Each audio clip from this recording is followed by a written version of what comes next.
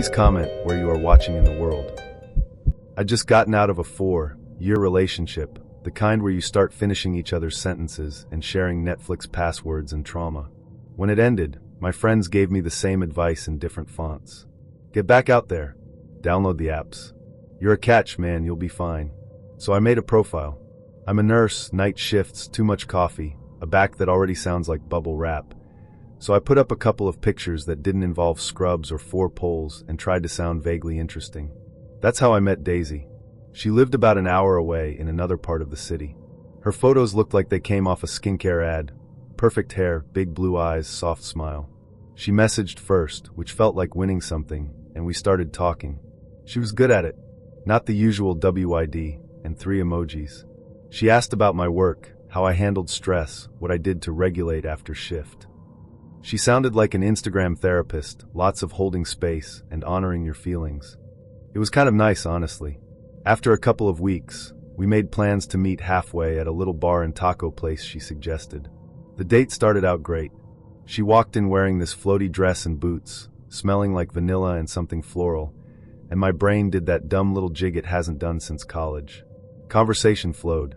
She laughed at my bad jokes, asked follow-ups, touched my arm at all the right beats. An hour in, she dropped it. So, she said, sipping her drink, I should tell you, I have a baby boy. I'm really looking for someone who can be a father figure for him. It was like a record scratch in my brain. I don't hate kids. I take care of them at work when I'm floated to pediatrics. But being someone's father figure? I could barely commit to a houseplant. I told her, as gently as I could, that I wasn't in a place where I felt comfortable being around a child in that way. She laughed it off. You'd be surprised, she said. The right woman can bring that out in you. I tried to mold my ex into the perfect man, but he was too resistant to change. Men can be like clay, you know? You just have to know how to shape them. Toxic siren blaring in the distance. I smiled and changed the subject. It was easier than arguing. We stayed till almost 11.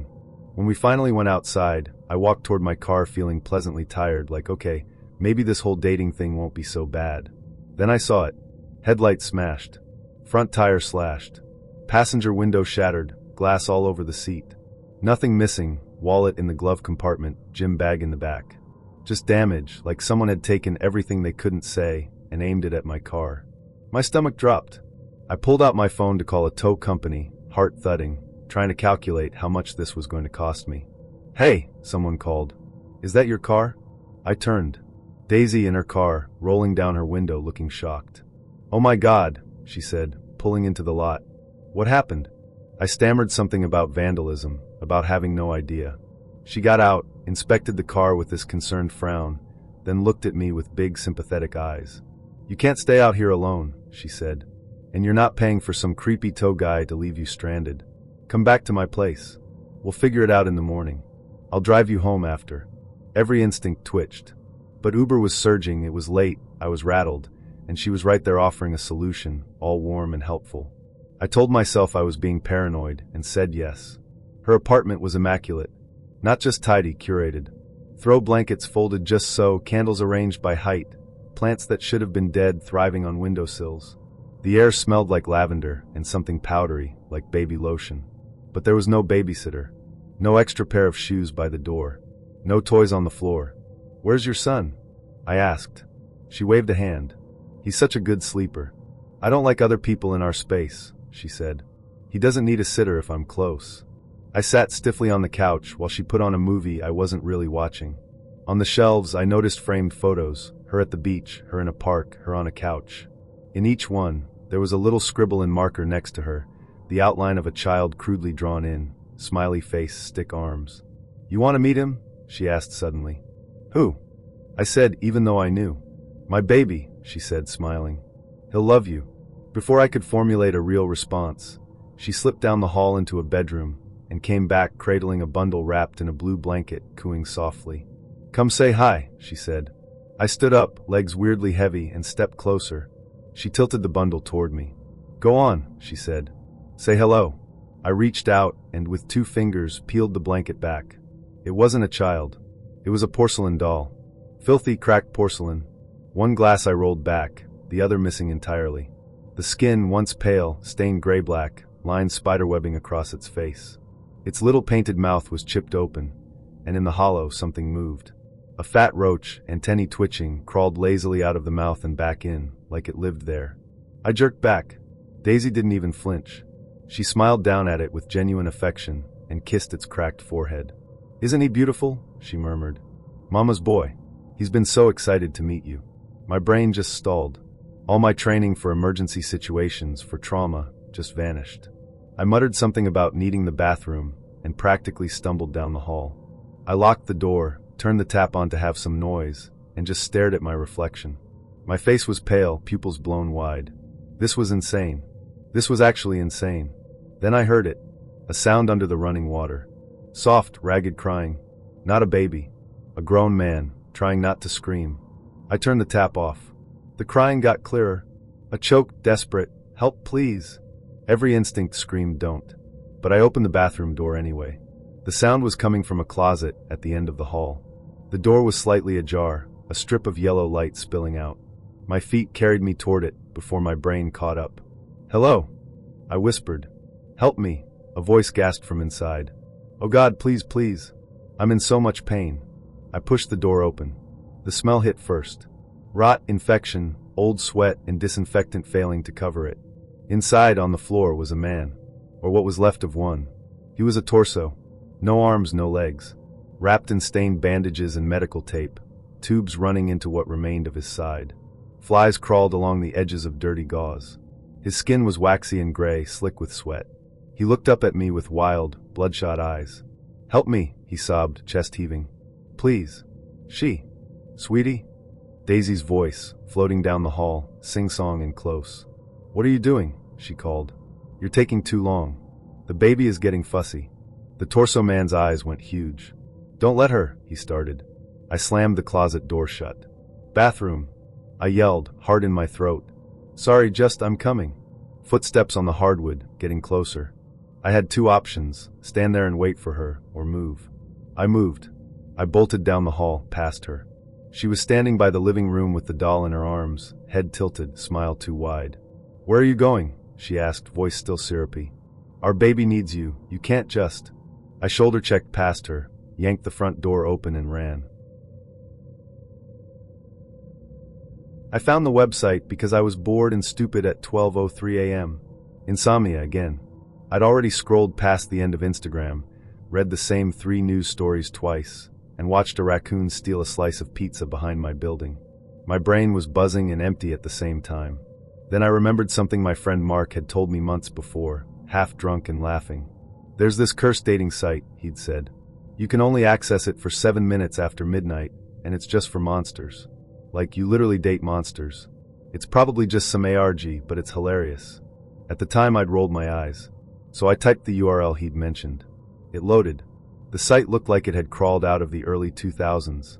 Chunky scroll bars, neon buttons, low-res images of top creatures in demand. A werewolf that looked like a guy in a Party City costume, a girl with plastic vampire fangs, someone with badly photoshopped horns. Very funny. Haha. When I tried to screenshot it, nothing happened. That prickled. There was a randomize button at the top with a little warning. For the truly adventurous. I hovered over it, rolled my eyes at myself, and clicked. The screen went black. I was just about to close the tab and run a virus scan when text appeared in white letters. Alex Hawthorne. Wednesday, 1 p.m. Location below. Below it was a photo of the park 5 blocks from my apartment. Same cracked path, same warped bench where old guys play chess in summer. Underneath, in smaller text, "We look forward to your date." My full name. My park. I shut the laptop and sat there in the dark, heart thudding. I ran the virus scan. Changed some passwords. Drank water. Told myself I'd ignore it. I did not ignore it. All morning at work, overnight shunts you into weird day-night limbo when you're off. My brain circled back to 1 p.m. in the park like a dog to a loose tooth. By 12:45, I was walking to the park. It was cold and bright, that washed-out winter sun we get here in Toronto, where everything looks a bit overexposed. Kids on the playground, someone walking a dog that did not want to be walked, the usual. He was under the lamppost by the entrance. Tall, in a long wool coat that would have looked at home in some old European detective movie. Salt and pepper hair slicked back, black leather gloves. His eyes were very bright blue. The lower half of his face was covered by a gray cloth veil, tied behind his head and anchored with a thin gold chain. It wasn't dramatic, just wrong, like a bandage someone forgot to take off. "Alex," he said when I got close enough.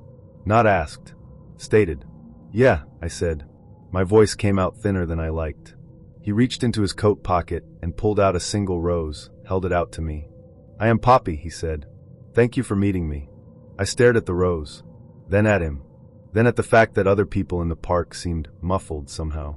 Distant, like someone had turned the volume down everywhere but here. "This is a joke, right?" I said.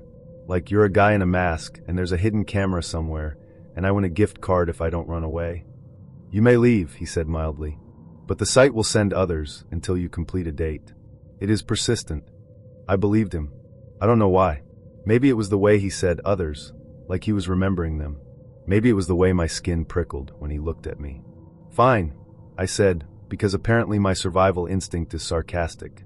"What constitutes a date for you exactly? Dinner and a movie?" "Food," he said. "Conversation. A conclusion. Very normal." He sounded almost apologetic. "Come. I will buy you lunch." He walked me to the row of fast food places across from the park. He stopped outside and handed me money, crisp bills more than enough. "I cannot go inside," he said. "Choose whatever you like. I do not eat human food." "Because you're a vampire," I said deadpan. He tilted his head. "Because I eat worries," he said. "The causes of them. Monkey's paw, as you say." I went in, bought something, came back out. He hadn't moved. We sat at a picnic table near the police station, which felt symbolic. "So," I said, poking a fry, "you eat worries." "Yes," he said. "For example, if you are worried about failing an exam, I might remove the exam. If you are worried about your daughter's grades," he let it hang. He didn't have to finish. "Great," I said. "So you're like an anxiety hitman." He laughed, a soft, old-fashioned sound. That is one way of putting it. We talked. Or rather, I tried to keep it light, and he kept steering it gently into deep water. He spoke like an old-world gentleman, formal, precise, never raising his voice. After a while, he said, "You do not remember me." My stomach went cold. "We've met. When you were a child," he said. "You asked for my help. With your father." My brain pushed against something. A memory like a door I'd put a couch in front of. "He used your arms as an ashtray," Poppy said quietly. "And worse things on your little sister." The marks faded. The memories mostly I took. From her entirely. From you partially. You said you wanted to remember enough to beware, in case he returned. My mouth went dry. My arms started to ache, phantom pain burning under the skin. I could almost smell the cigarettes, the cheap beer, the sweat. My sister crying in the next room. My own voice, small, asking something in the dark. "What did I ask you to do?" I whispered. "Take away the worry," he said. "Take away him." He folded his gloved hands. "At the time, you were a child. I decided prison was enough. Now, after many years, that worry is returning. He is to be released soon. Or he will escape. It is very untidy, the paperwork." My head spun. "How do you know that?" "I see worries," he said simply. "Potential futures. Yours is loud." We sat there in silence for a moment. The park felt too bright, the air too thin. A bus went by, but the sound was muted, like it was underwater. "So you're here to finish the job?" I asked. My voice came out almost casual. "I am here because you already asked me to long ago," he said. I postponed. Children sometimes change their minds about killing their parents. Adults less so. A short, bitter laugh escaped me. "Yeah. No. Not changing my mind." He nodded, eyes crinkling in something like approval. "Does the thought of him out of prison worry you?" he asked very gently. The door in my head swung open. Flashes, his hand on my arm, forcing it still. The smell of burnt skin. My sister's small body curled into mine at night. My mother's silence. Poppy's voice once before in the dark, "Be sure. There is no going back." "Yes," I said. "It worries me a lot." I felt something lift off my chest as soon as I said it, like admitting it was the trigger he'd been waiting for. He stood. "Then I will eat this worry," he said. "You will not see me again." I stood too, more out of politeness than anything. "That's it? No contract? No signing in blood?" He seemed amused. "You already paid me," he said. "In cigarettes and tears years ago." He stepped closer, very slowly, giving me time to back away. I didn't. He lifted a gloved hand and touched my forehead through the veil, just a brief, cool pressure. I believe you were curious once about what is under this, he said, touching the cloth. You did not like it. You do not need to see it again. Fair enough, I said. My voice shook, but I was still trying for humor. Mystery is sexy. Goodbye, Alex, he said. Live less afraid. He turned and walked away. I'm 30, not 19. I have a job, a rent that makes me cry, and a decent collection of bad date stories. I didn't think I had any rookie mistakes left in me. Then I met the underwear collector. We matched on Bumble.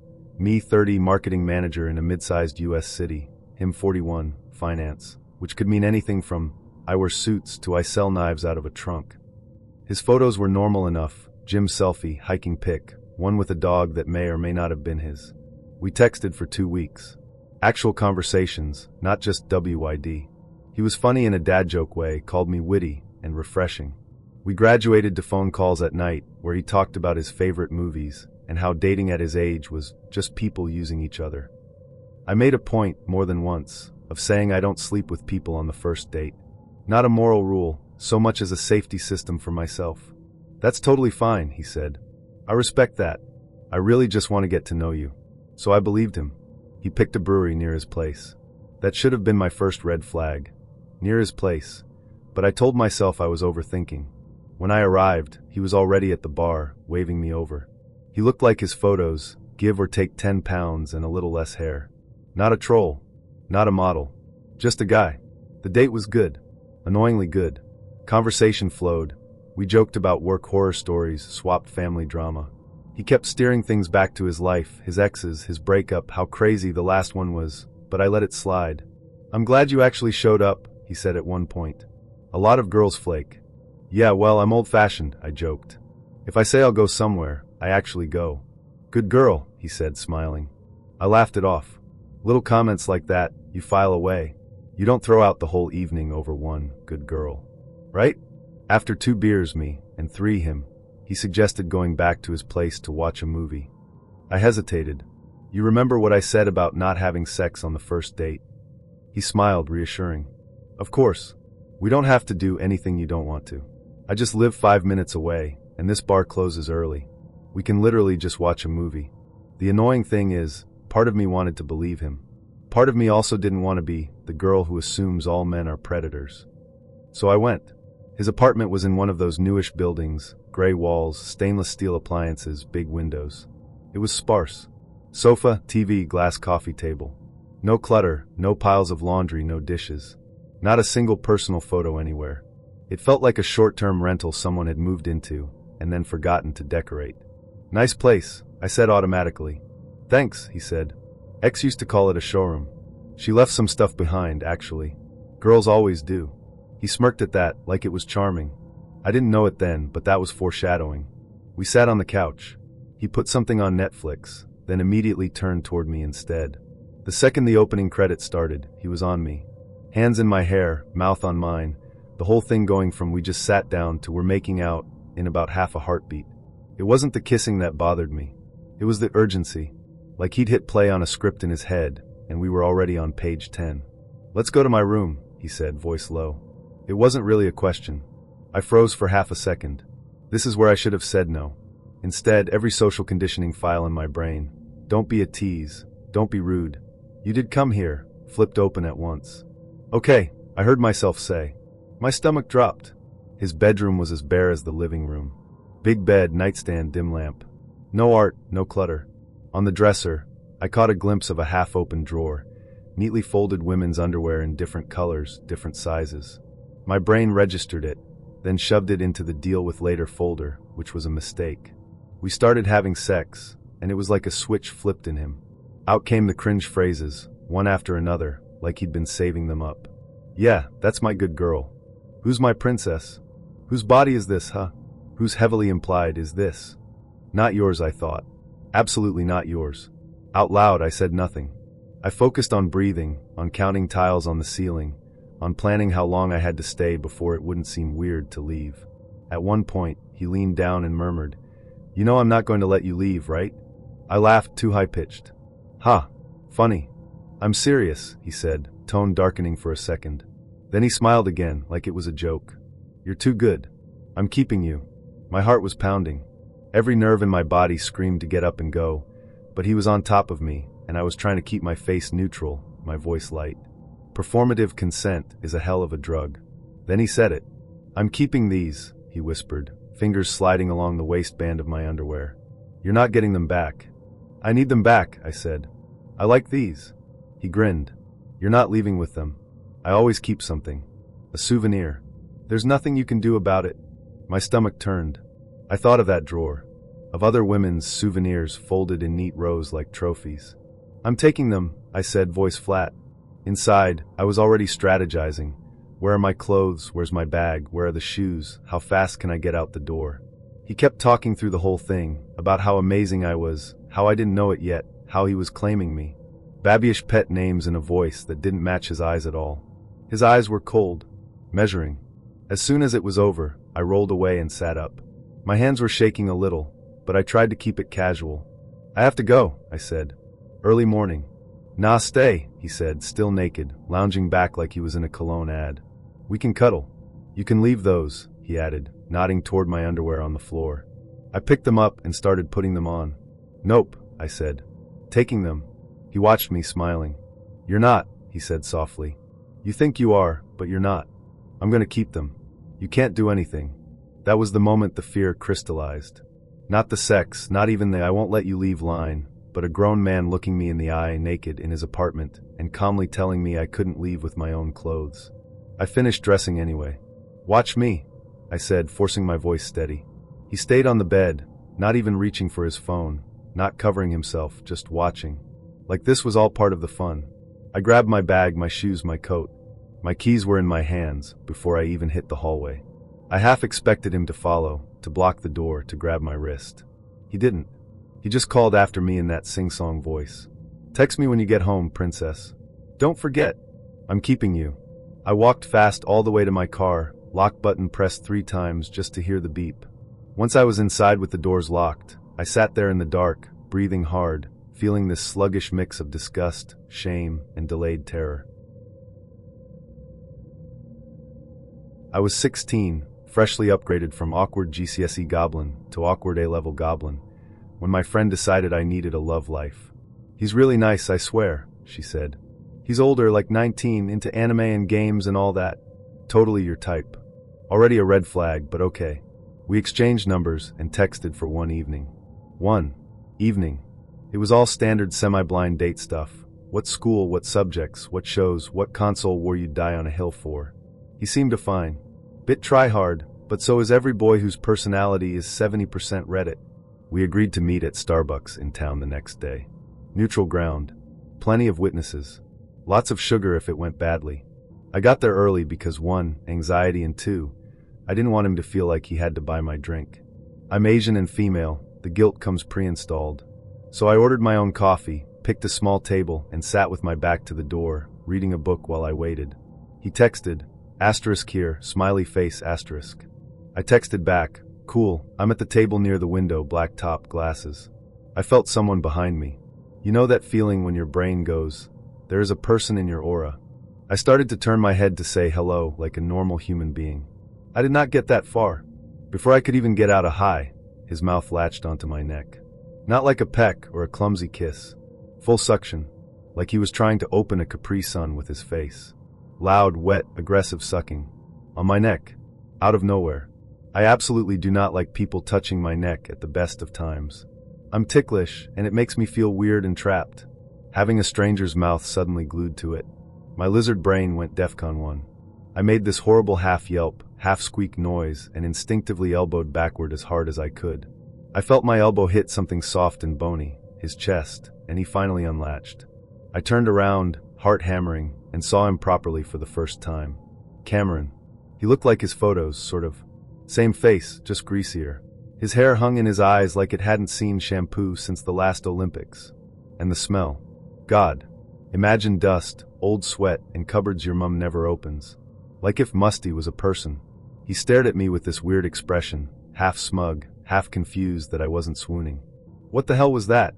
I snapped, hand on my neck, feeling how hot the skin was already. He laughed. But it wasn't like a normal laugh. It was flat and deadpan, like he was imitating a laugh he'd heard once on YouTube. Thought it'd be cute, he said. Cute. Right. I tried to breathe. You can't just suck on people before they've even said hello. I said, trying not to shriek because, British, Asian upbringing. Don't make a scene, don't embarrass anyone, die quietly inside instead. He dropped into the seat opposite me like nothing was wrong. His eyes traveled immediately down and just stayed there. I followed his gaze. Chest. He was staring at my chest, not even trying to be subtle. Wow, he said, eyes still fixed on my boobs. I didn't know Asians could have boobs like those. He said it like he'd discovered a new species. An exciting scientific find. My cheeks burned, not in the cute romantic way, in the I want to crawl into a bin and push myself into traffic way. Please don't say that, I said stiffly. He finally dragged his gaze up to my face and grinned. Nah, seriously. I'd better not let you go in it. It was like talking to a parody account. Anime t-shirt, patchy beard, breath of the dead, and now he's racially fetishizing me in a Starbucks while my neck throbs. I tried to salvage some normality. So, how was your journey?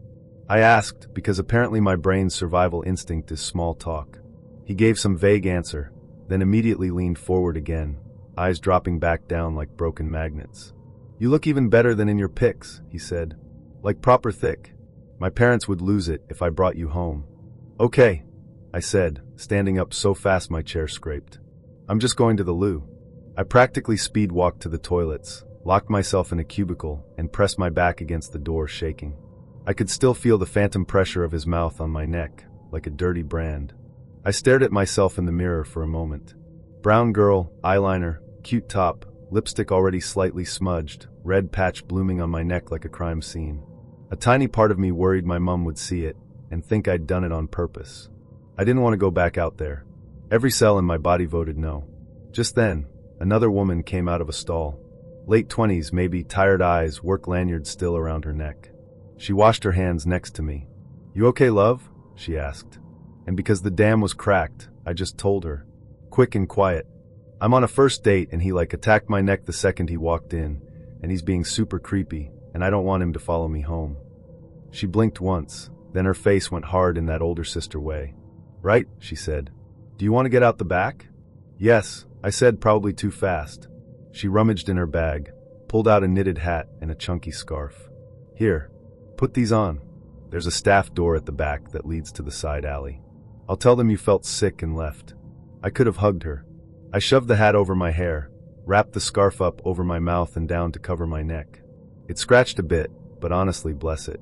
She led me through the little corridor by the toilets, past some boxes and a fridge, and opened the back door. Cold air hit my face. Stay safe, yeah, she said. And block that Muppet. I will, I said. Thank you. Like seriously. I slipped out into the alley, walked quickly around the block and headed straight for the bus stop, heart still thudding like I'd just robbed the place. On the ride home, my phone buzzed. I finally looked. Cameron, where did you go, babe? Face with tears of joy. Cameron, you shy or SMTH LOL. Cameron, I'm sorry if I was too forward, princess. I just really like you. 3 missed calls. A couple more messages, all hearts and clingy baby talk, like we hadn't met for 10 seconds, and he hadn't latched onto my jugular like a horny vampire. I blocked him. Then I messaged my friend, do not ever set me up again. Also never say my name around Cameron. Ever.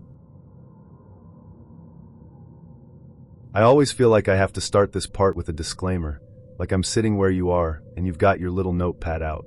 I know how it sounds when I say, I gave a murderer a ride to the police station. But I didn't know that then. Back then I was just lonely. I was 30, working night shifts as a nurse in Sao Paulo, permanently exhausted, permanently smelling like disinfectant and cheap coffee. I just crawled out of a 4-year relationship that I was sure was going to end in a wedding. Instead, it ended with him saying, Neo está pronto, I'm not ready, and me finding out 2 weeks later he was not ready with a girl from his gym. After that, it was just me, my cat, and the sound of sirens and moto taxis outside my window at 2 a.m. I joined the dating site on a night shift.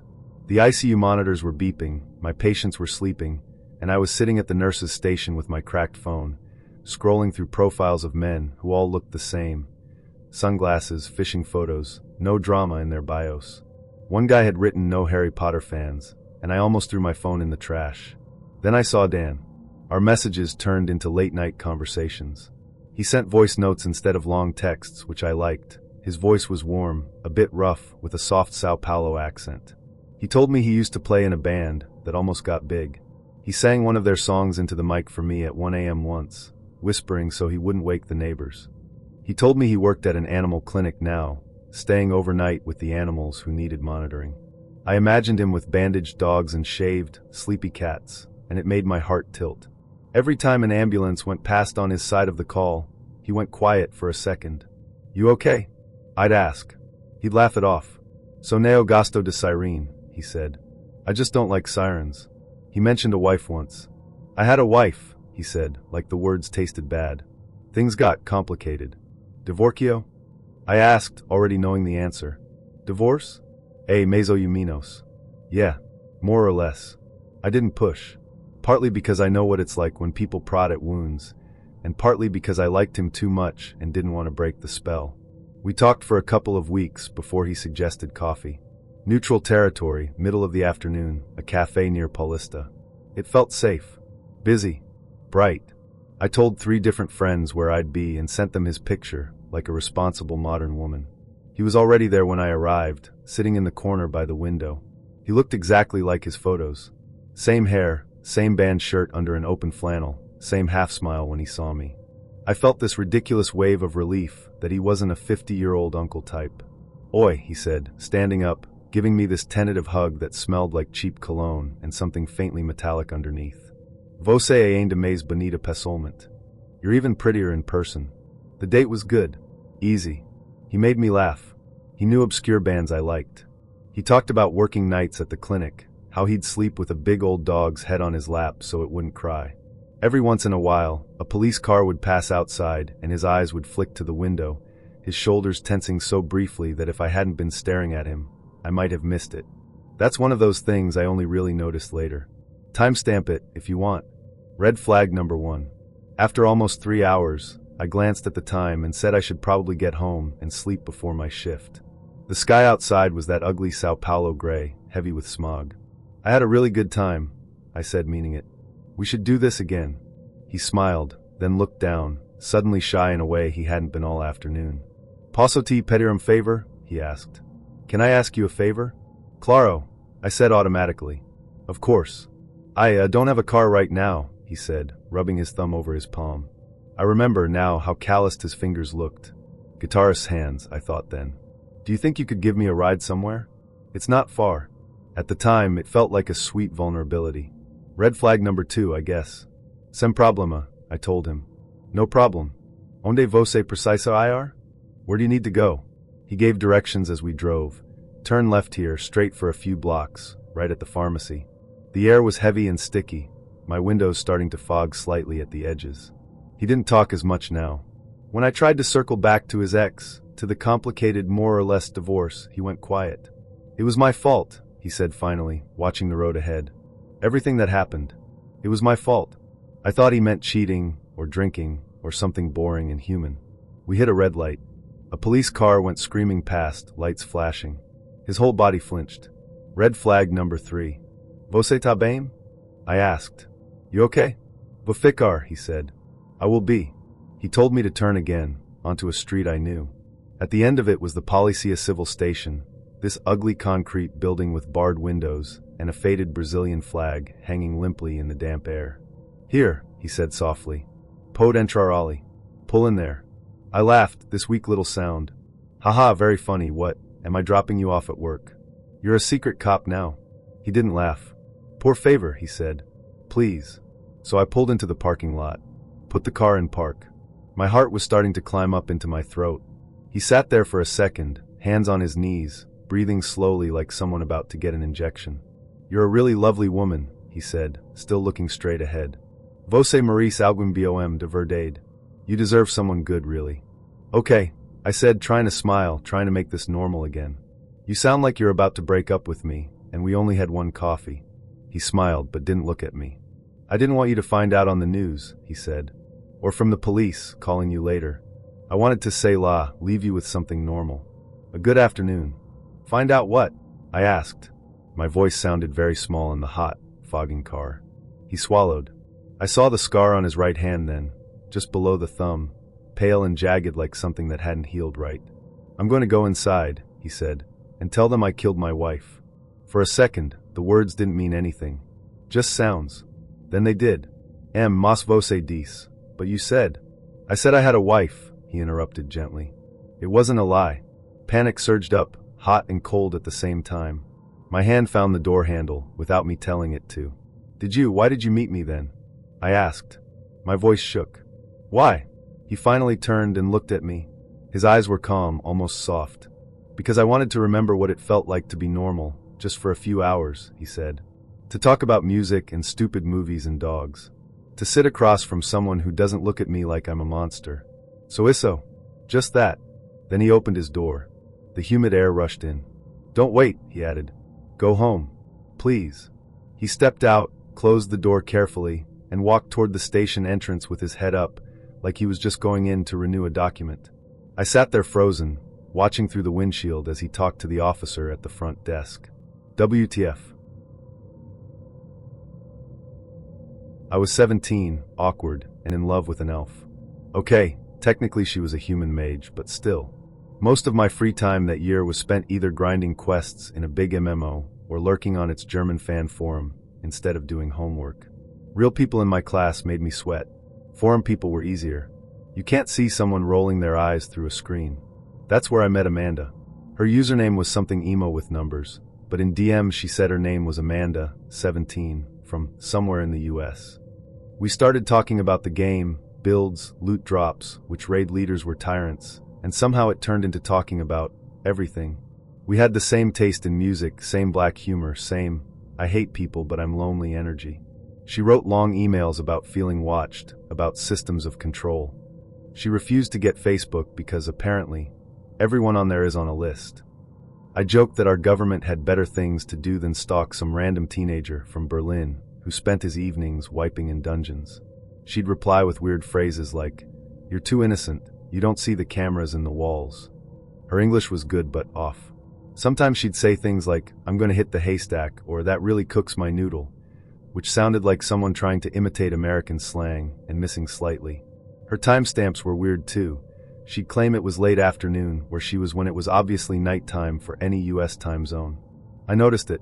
Then, because I wanted it to be real, I decided it didn't matter. After a couple of weeks of constant emailing, she wrote, "I'm really falling for you. I need to know what my Prince Charming looks like, Blackheart." No one had ever said anything like that to me. My heart did this stupid jump. I stole my dad's old digital camera and took the most 2008 MySpace selfie you can imagine.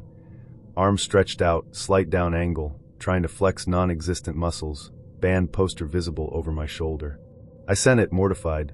She replied with a wall of compliments. "You're perfect. I'm in love with you already," hearts and dramatic ASCII art. She described herself in return. Same age, long dark hair, green eyes, skinny jeans, band tees. I asked for a photo. She dodged it. "I hate cameras. They steal parts of your soul. You don't want that, right?" Red flag, but I painted it a nice color and called it quirky. We dated like that for a few more weeks. Longer emails, more intense. She talked about wanting to visit Europe after she finished school. Sometimes she signed off with "soon kiss mark," which I assumed was just romantic nonsense. Then one Monday, she just stopped replying. No more emails. No more forum posts. Her account went quiet. At first I panicked, then I sulked, and then slowly, I just got used to not having 3-page emails waiting for me after school. I told myself she'd gotten bored, found someone cooler, or died in some dramatic accident. My brain likes extremes. A few weeks later, on a gray Saturday afternoon, I was home alone playing the MMO in our tiny Berlin flat. My dad was at work. The neighbors were arguing through the wall. Everything was very normal. Someone knocked on the door. Not the impatient postman knock. Polite. 2 times with a pause. I paused my game, pulled off my headset, and went to the door. Our apartment building is one of those concrete blocks where you can hear every footstep in the stairwell, but I hadn't heard anyone come up. Weird. I opened it. There was a man standing there. Middle-aged, overweight, bald on top with greasy hair at the sides. Sweat beading on his forehead, like he'd run up the stairs. He smelled like old aftershave and train stations. His face lit up when he saw me. "My name," he squealed in German, but with this strange, breathy enthusiasm. Oh mein Gott, it's really you. I just stared at him. My mouth said the obvious. Do we know each other? He smiled wider, this excited, shivery smile that showed too many teeth. It's me, he said. I'm Amanda.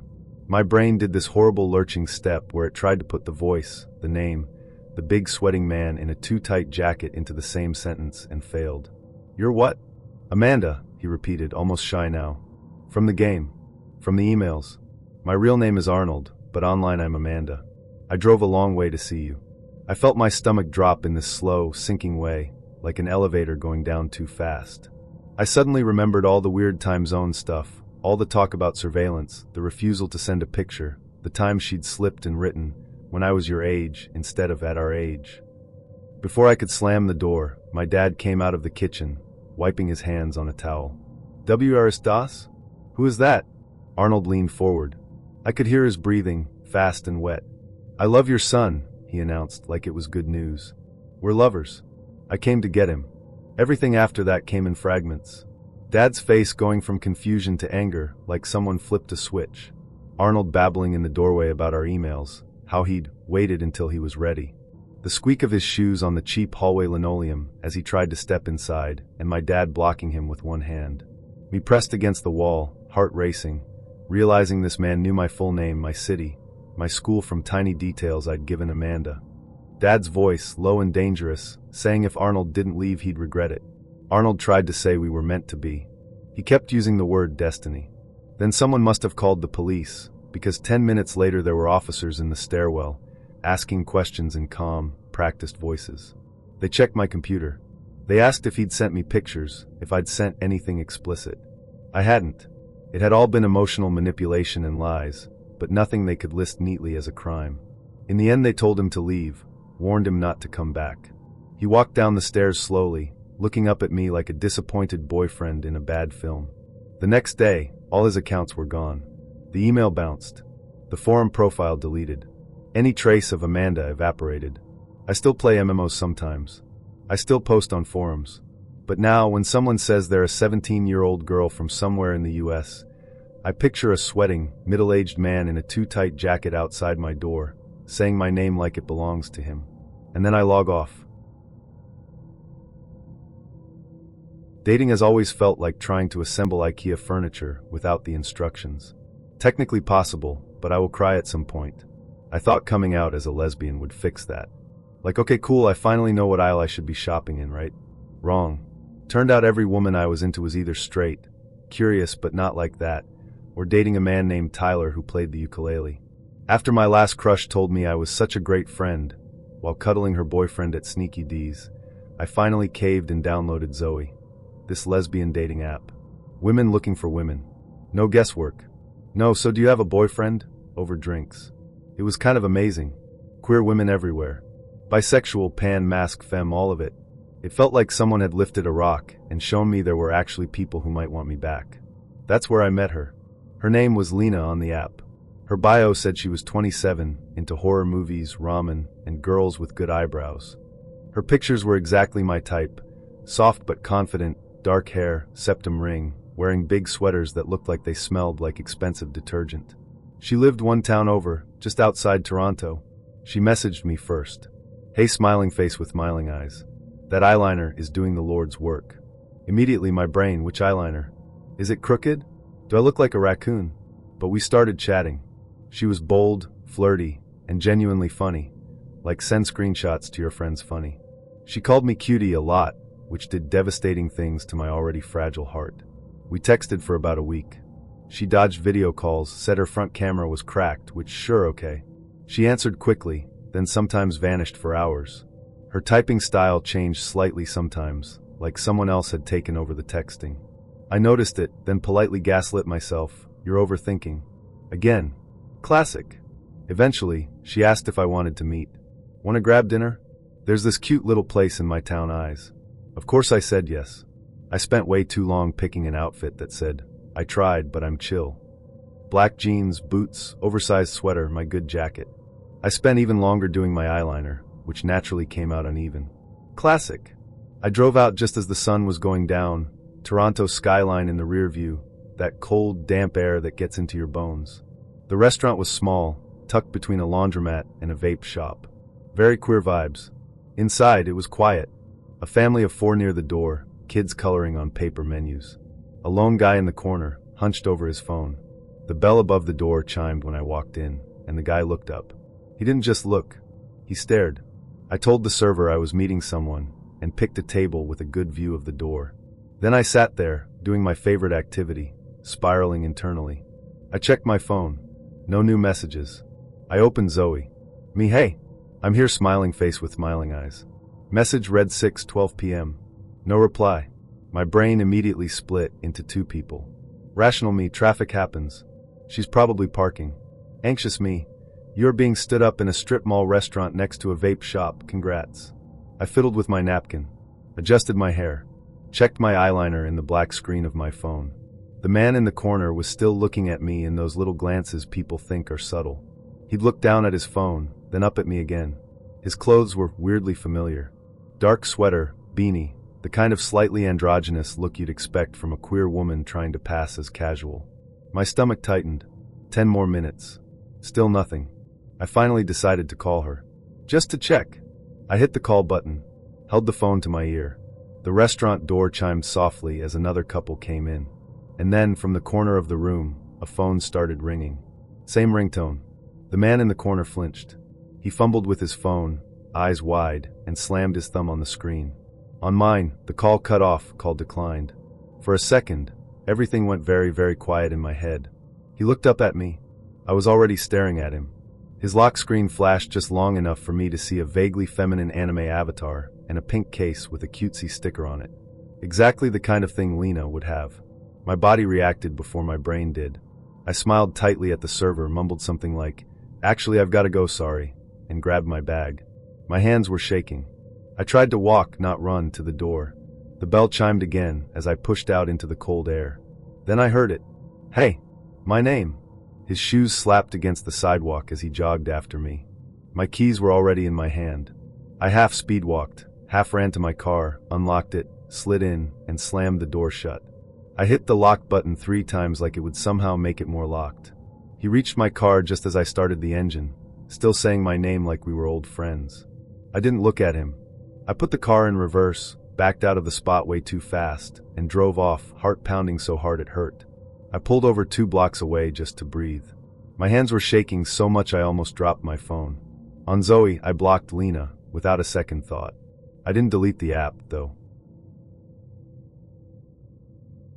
I'd just been dumped when this happened, properly nuked from orbit. My ex took half her stuff and all of my self-esteem when she walked out of our share house in Newtown. For about a week, I just lay there in my unmade bed, scrolling, eating soggy chips, staring at the blue glow of my phone like it might apologize on her behalf. Then my mate Jace rocked up with beers and wisdom. "Bro, you don't need therapy," he said. "You just need to get laid." Terrible advice, obviously, but I was sad and stupid enough to listen. So that night at like 2 a.m., with the kitchen light buzzing and the house quiet, I downloaded Tinder. I threw together the most tragic profile you've ever seen, blurry pics, one where my hair looked half decent, and my dog Marco doing all the heavy lifting. For a while, nothing. Left. I was about to delete the whole thing when my phone buzzed. "You have a match with Emily." She was insane. Long, dirty blonde hair, green eyes, that soft Instagram lighting that makes you feel poor just looking at it. Way out of my league. I stared at her profile, assuming it was a glitch, when she messaged first. "Hey, winking face with dung. Your dog is so cute. What's his name?" We started chatting. She was flirty, straight to the point, and kept calling me pretty boy, which like no one has ever done in my life. There were little odd things. Her grammar slipped sometimes, like someone trying too hard to sound casual. She refused to video call, said her front camera was cracked to hell. She joked about me bringing cash for drinks. Red flags, yeah. But she kept saying how badly she wanted to blow off steam, and I kept thinking about my ex posting stories with some new guy already. After 2 days of talking, she sent the message. "Let's just meet up. Hotel is easier, zero drama." She gave me the name of a cheap place out near the airport. Classy. I told myself it was just a hookup spot, nothing more. On the night, I showered, shaved, drowned myself in cologne, and changed outfits 3 times. My hands were sweaty on the steering wheel the whole drive. The hotel was worse than I imagined. Yellowed sign, flickering lights, reception guy who didn't even look up from his phone when I walked past. Her room number was on the second floor. The hallway smelled like bleach and cigarettes. I stopped at the door, took a breath, and knocked. Nothing. I waited, knocked again. Sent a text, "Hey, I'm here." No reply. I started to feel like an idiot. Maybe she'd bailed. Maybe it was a prank. After 10 minutes of standing there, listening to the buzzing light, I decided to call. Her ringtone started playing on the other side of the door. Every hair on my arms lifted. I knocked harder. "Emily?" The handle jerked. The door flew open halfway, and this massive hand shot out and clamped around my wrist. Not a girl's hand. Thick, rough, calloused. I saw a man's face in the dark behind the chain, just long enough to know he was smiling. I didn't think. I yanked back and slammed my shoulder into the door. It crushed his wrist between the frame and the wood. He screamed, this high, furious sound, and loosened his grip. I ran. I didn't even wait for the lift. I launched myself into the stairwell, taking steps 3 at a time. Halfway down, I risked a look back through the metal rails. 3 guys were spilling out of the corridor, running for the stairs. Adrenaline turned everything weirdly slow. My heart was hammering so loud it felt like it was in my throat. I hit the ground floor, burst through the fire door, blasted past the reception desk without looking at anyone, and fumbled my keys all the way to my car. I got in, locked the doors, and only then realized I was shaking so hard the keys rattled in the ignition. I didn't look back to see if they were following. I just drove. By the time I got home, my ears were still ringing.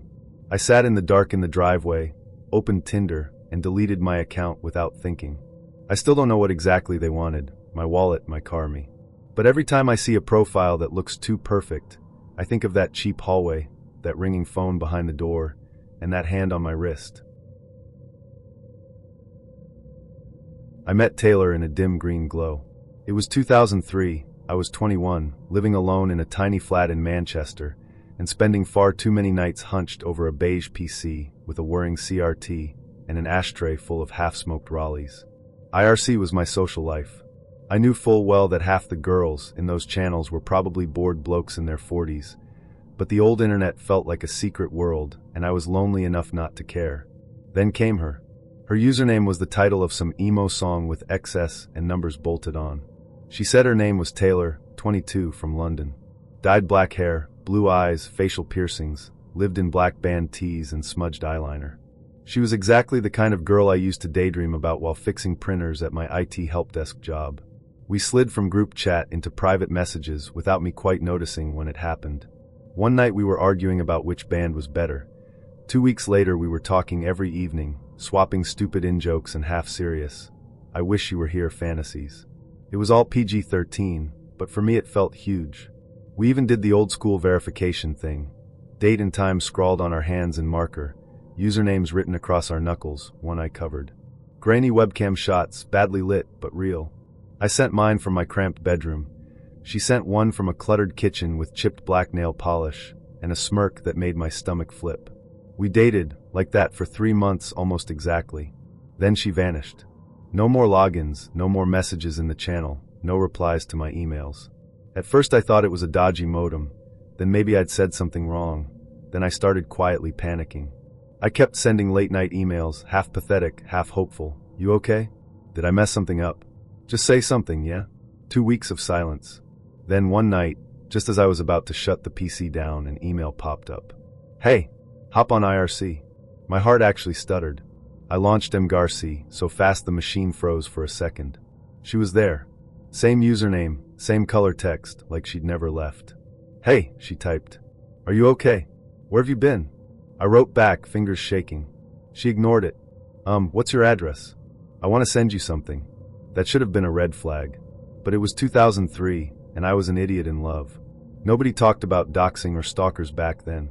Strangers on the internet felt more real to me than my coworkers. So I gave it to her, number, street, postcode, the lot. A few seconds later, the reply came. "This is Taylor's husband. Stop messaging my girl, or else you'll be next." Just that. No emojis, no typos, no LOLJK. I stared at the screen, the hum of the CRT suddenly deafening. I typed back something pathetic about us just being friends, about not knowing she was married. There was no reply. The username logged out and never came back. I barely slept that night. For a few days I jumped every time the letterbox snapped. Eventually life dragged on.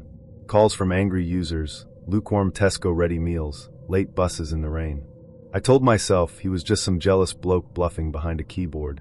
2 weeks later a small cardboard box turned up, no return address, just Taylor, scrawled in familiar messy handwriting in the corner. I stood in my hallway for a long time, just holding it. It was light. No ticking, no weird smell. My brain swung between its nothing and it's a bomb like a broken metronome. In the end, curiosity and stupidity won. I carried it to the kitchen, got a knife, slit the tape, and pushed aside the crumpled newspaper stuffing. There, at the bottom, was another knife. A plain kitchen knife, heavy stainless steel. The blade was coated in something dark and crusted, a reddish-brown smear that flaked at the edges when I nudged it with the cardboard. I dropped the whole box like it burned. Up close, it didn't look like paint. Didn't look like rust. It looked like dried blood. My first instinct was to fling it all in the bin and pretend it never happened, but the second thought, louder, colder, was if this is real, and my fingerprints end up on it, I'm screwed. So I washed my hands 3 times even though I hadn't touched the blade, picked up the phone, and rang the police. Trying to explain IRC to a uniformed officer in 2003 was surreal. He stood in my cluttered front room while I mumbled about chat rooms and usernames and a girl with black hair I'd never actually met. They took the knife, took my statement, asked if I had any other details. I had a first name, a handle, an email address, and a blurry webcam photo. They said they'd look into it. Back in 2019, a few months after a breakup that left me feeling like chewed-up gum on a sidewalk, I did the thing all my friends told me not to overthink. I downloaded Tinder. I was 18, a freshman in a Midwestern college town where the biggest nightlife options were the Walmart, the campus library, and 3 sad bars that all smelled like cheap beer and Axe body spray. I was shy, not the kind of girl who casually meets people at parties. So Tinder felt safer in a way. Distant. Filtered. You can always just swipe left, right? At first it was just dumb fun. A couple of matches, some cringy pickup lines, guys whose bios were just height and emojis. Nothing stuck. Then I matched with him. He was 21, local, and honestly one of the most attractive guys I'd ever seen in real life, let alone matched with.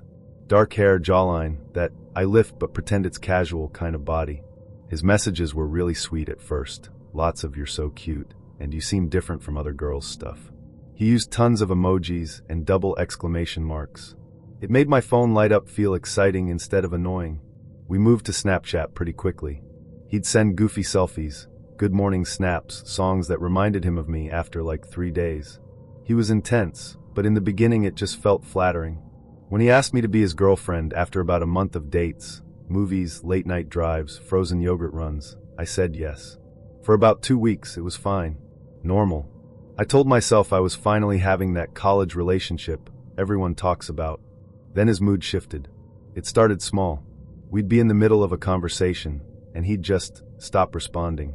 Not the normal on his phone scrolling TikTok silence, but this dead, heavy quiet where he'd stare straight ahead, jaw clenched, like I wasn't even in the room. I'd ask, "Hey, are you okay?" and get nothing. I'd ask again and he'd sigh, this irritated, dramatic sound like I'd just asked him for a kidney. One time, when I nudged his arm lightly, he slammed the bedroom door so hard the frame rattled, grabbed his keys, and left without a word. Came back an hour later acting like nothing happened. Anytime I tried to talk about it, he'd flip it on me. "You're overthinking again. Why are you so dramatic? You're making problems out of nothing." He started doing this thing where he would joke about what I wore. "You're really going out in that? Do you want guys staring at you or something? I just don't want other dudes getting the wrong idea." If I mentioned a male friend from class, his whole body went stiff. "So how long have you liked him?" he'd ask, smiling, but not really smiling. It got worse when we were in the car. If someone cut him off, he'd gun the engine, ride their bumper, mutter under his breath. If he was annoyed with me, if I disagreed with him about something stupid like a movie, he'd speed up, fingers locked around the steering wheel, eyes fixed on the road with this flat, mean look.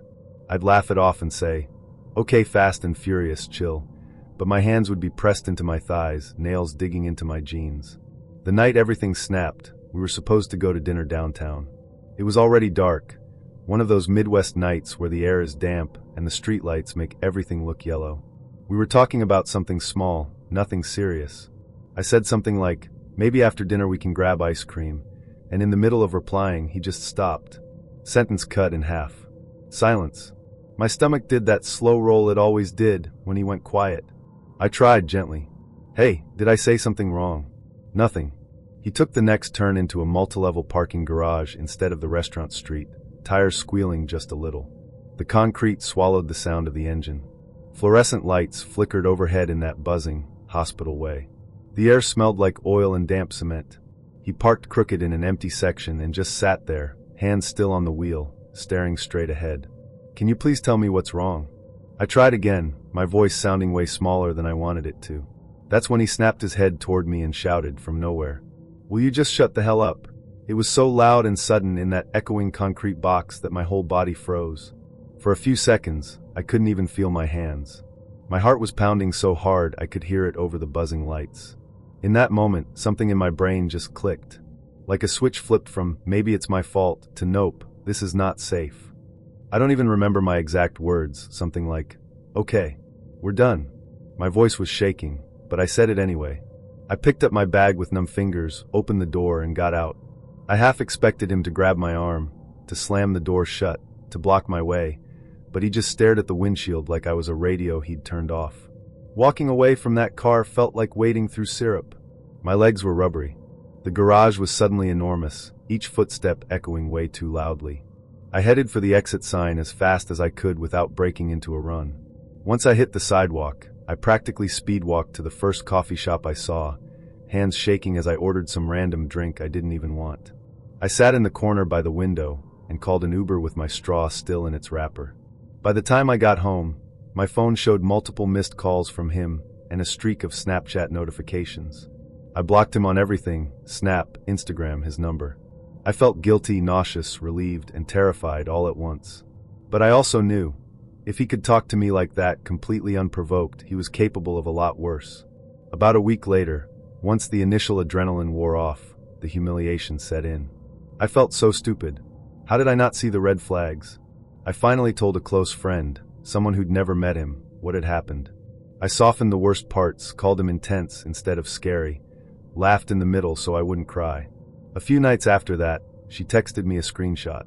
It was an Instagram DM from an account she didn't follow.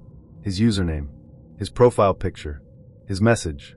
Hey, I'm sorry to meet like this, but your friend is ignoring me and I need to talk to her. My heart dropped into my shoes. I messaged every friend in my contacts, one by one, explaining that we'd broken up and that he was not to get any information about me. I asked them to block him. I hated how dramatic I sounded, but there it was. Then the burner account started. Blank profiles. No pictures, no posts. Usernames with random numbers. Hey, why are you ignoring me? We need to talk. You're overreacting. I'm worried about you. The writing style gave him away instantly. The overpunctuation, the random capital letters, the guilt trips. He'd send these long, breathless paragraphs about how he was just trying to fix things, and how I owed him a conversation after everything we'd been through. 1 month. Finally, against my better judgment, I replied to one. I told him it was over, that I didn't want to speak to him again, that contacting my friends was not okay, that he needed to stop. Then I blocked that account, and the next, and the next. Weeks went by. No messages. No calls. I started to breathe again. I told myself he'd gotten bored and moved on. I matched with a Mexican-American woman on Tinder named Isabel. She was absolutely stunning, with long dark hair, striking hazel eyes, you name it. Perfect, right? Hold on to that thought, please. We started chatting, and she was hilarious, effortlessly funny in a way that had me grinning at my phone like a fool. She told me she worked as a graphic designer, loved live music, and had a soft spot for dive bars with good margaritas. I was hooked. After a week of chatting, we decided to meet up at one of her favorite spots, a cozy bar with dim lighting, loud music, and a laid-back vibe. The night of the date, I was nervous but excited. When Isabel walked in, she looked even better in person, confident, stylish, and radiating that kind of energy that makes everyone in the room notice. We hugged, ordered drinks, and slid into a booth. From the start, we hit it off. The conversation flowed effortlessly, and she had this way of making me feel like I was the funniest guy in the world. We talked about everything, our favorite bands, bad movies we secretly loved, and the best tacos in the city. She told me a hilarious story about trying to teach her dog to skateboard, and I couldn't stop laughing. For a moment, I thought this might actually be going somewhere. But then, out of nowhere, the night took a turn. We were halfway through our second round of drinks when a guy stormed into the bar, his face twisted in anger. He was tall, broad-shouldered, and looked like he'd just walked off the set of a soap opera. His eyes scanned the room like he was searching for someone, and when they landed on Isabel, his expression darkened. "Isabel," he barked, his voice loud enough to cut through the music. I froze, my drink halfway to my mouth. Isabel stiffened, her smile vanishing. "Oh no," she muttered under her breath. Before I could ask what was going on, the guy stomped over to our booth, glaring at me like I'd just insulted his entire family. "Who the hell is this?" he demanded, jerking his thumb in my direction. "Carlos, what are you doing here?" Isabel said, her voice sharp but controlled. What are you doing here, me?" he shot back. "I saw your post on Instagram. You think you can just move on like that? With this guy?" He jabbed a finger at me, and I suddenly felt like I'd wandered into someone else's drama. "Look, man," I said, trying to stay calm. "I don't know what this is about, but maybe we should all just—" "Shut up," Carlos snapped, cutting me off. "This has nothing to do with you." At this point, people in the bar were starting to notice. The bartender was eyeing us warily, and I could feel the weight of everyone's stares. "Carlos, you need to leave," Isabel said firmly. "We're done, okay? This isn't your business anymore." "Oh, it's my business," he said, leaning closer to the table. His gaze flicked to me, his eyes narrowing. "You think you can just replace me? After everything we went through?" "I'm not doing this with you," Isabel said, standing up. "Go home." Carlos ignored her, his anger now fully focused on me. "You think you're better than me?" he said, his voice rising. "You think you can just walk in and take what's mine?" "Okay, first of all," I said, standing up as well, "I'm not taking anything. You need to calm down." "Big mistake." Carlos lunged at me, and before I knew it, we were nose to nose. For a second, I thought he was going to punch me, but the bartender intervened just in time. "Hey!" the bartender shouted, stepping between us. "Take it outside or take it home. Either way, you're done here." Carlos glared at me one last time before turning to Isabel. "This isn't over," he said, his voice low and threatening. Then he stormed out of the bar, leaving a trail of tension in his wake. I let out a breath I hadn't realized I was holding and sat back down, my heart racing. Isabel looked mortified. "I'm so sorry," she said, her voice barely above a whisper. "I didn't think he'd actually show up." "What the hell was that?" I asked, trying to process what had just happened. "That was my ex," she said, rubbing her temples. "We broke up a few months ago, but he's not handling it well." "No kidding," I said, glancing toward the door as if Carlos might come back at any second. "I thought he'd moved on," she continued, her voice trembling slightly. "I didn't think he'd still be keeping tabs on me." I didn't know what to say. Part of me felt bad for her. Clearly, she hadn't asked for this. But another part of me was wondering what kind of baggage I'd just stumbled into. "Maybe we should call it a night," I said finally. She nodded, looking genuinely upset. "Yeah, that's probably a good idea." I walked her to her car, constantly glancing over my shoulder to make sure Carlos wasn't lurking in the shadows. She apologized again, saying she understood if I didn't want to see her again. I told her to stay safe and drove home, still shaken by the whole ordeal. The next day, Isabel texted me to apologize again. She said she'd filed a restraining order against Carlos and promised that he wouldn't be a problem anymore. Dating in the modern world is a series of adventures, mishaps, and awkward moments, all wrapped in the hope of finding someone who makes the chaos worthwhile. Tinder, in particular, has a way of turning your expectations on their head. One minute you're swiping and chatting, imagining the fun you'll have, and the next, life throws you a curveball you didn't see coming. That's exactly what happened to me when I met this guy. Let's call him Tinder Guy. Not the most creative nickname, but it suits the story. We hit it off immediately after matching. He was funny, charming, and had this easygoing vibe that made him stand out from the usual Tinder crowd. Our first 2 dates were genuinely a lot of fun. I hadn't really been looking for anything serious, but with him, it felt like there was potential. We laughed a lot, had great conversations, and I felt comfortable around him, which isn't always the case on Tinder dates. By the time our 3rd date rolled around, I was pretty into him. Like really into him. I decided I wanted to take things to the next level. He planned the 3rd date, and it was perfect. He took me to this cute little Italian restaurant that had candles on the tables and dim lighting, the whole romantic setup. We shared a bottle of wine, split a tiramisu for dessert, and everything just felt right. I knew by the time we were halfway through the main course that I wanted to sleep with him that night. And honestly, I thought he might feel the same way. After dinner, he invited me back to his place for another glass of wine, and I didn't hesitate for a second. His apartment was nice, clean, cozy, and full of little personal touches that made it feel like more than just a bachelor pad.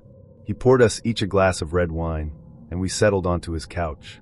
The conversation flowed as easily as it had all night, and before long we were kissing.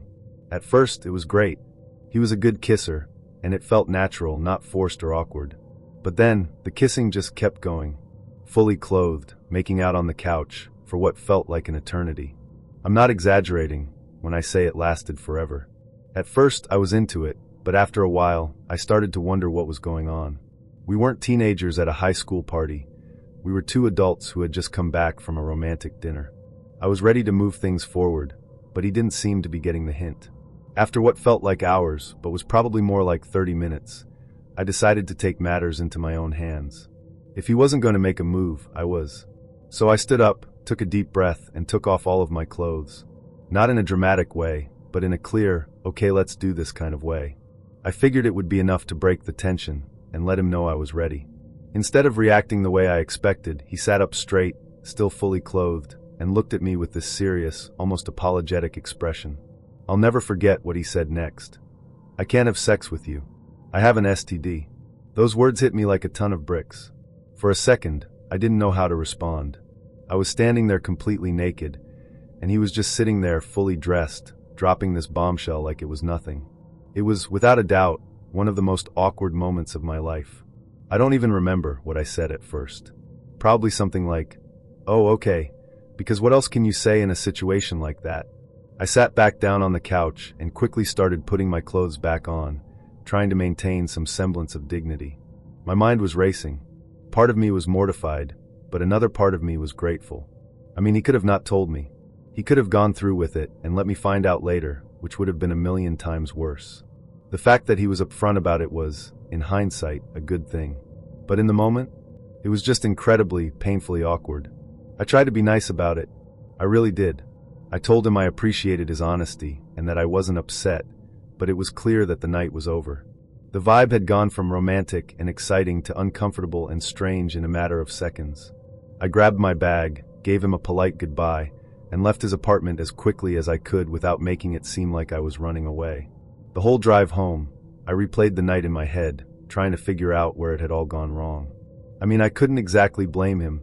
It wasn't his fault he had an STD, and I respected him for being honest about it. But I also couldn't help but feel a little disappointed.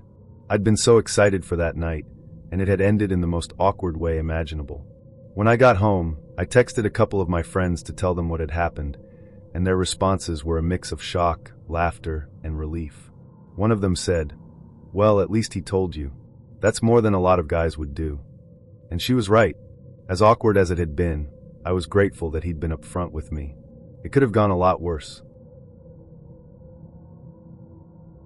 Long story here, I apologize. About 8 months ago, Tinder date. She suggests brunch at Max's Wine Dive on McKinney. We're in Dallas. I pick her up at the Arpeggio Apartments in Victory Park. She's not ready, so she buzzes me in. Her apartment is beautiful, lots of high-dollar stuff, no roommate. We go to Max's at 1 p.m. She drinks an entire bottle of champagne by herself. We leave, and in the car she says she wants to stop by a shop in West Village. I park in the parking garage and get out. I look for her and don't see her. I hear a noise, so I look around my car and she's squatting next to the wall peeing on the ground. We go into the shop. She takes a few dresses into the changing room and tells me to come over. I stand outside the changing room and she pulls me inside. She completely undresses, gets in the clothes, asks me what I think, undresses, gets in more clothes, etc. She takes about $1,500 worth of clothes to the counter and tells the cashier she really has to pee. Cashier says sorry. My date begs, so cashier relents and takes her into the back, but it's too late. The damage is done. She also buys a new pair of pants. On the way back to her apartment, she answers a call and starts talking in a foreign language that I can't place. Couldn't even guess the continent. She's very nervous and upset. She hangs up and tells me she has to go to her other apartment at the Cirque, also in Victory Park. She asks me to go in with her. We go into her apartment, which is also completely beautiful and belongs only to her. She has a badass telescope that I start playing with. In the mirror, I see her open a safe and put something in her purse. She tells me we need to leave and asks me to take her to my house. We go to my house and she instantly passes out. Stays passed out for about 6 hours.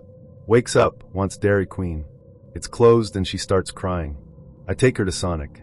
She gets a cheeseburger, a chili dog, cheese fries, and a sundae. We come home, she eats it and throws up.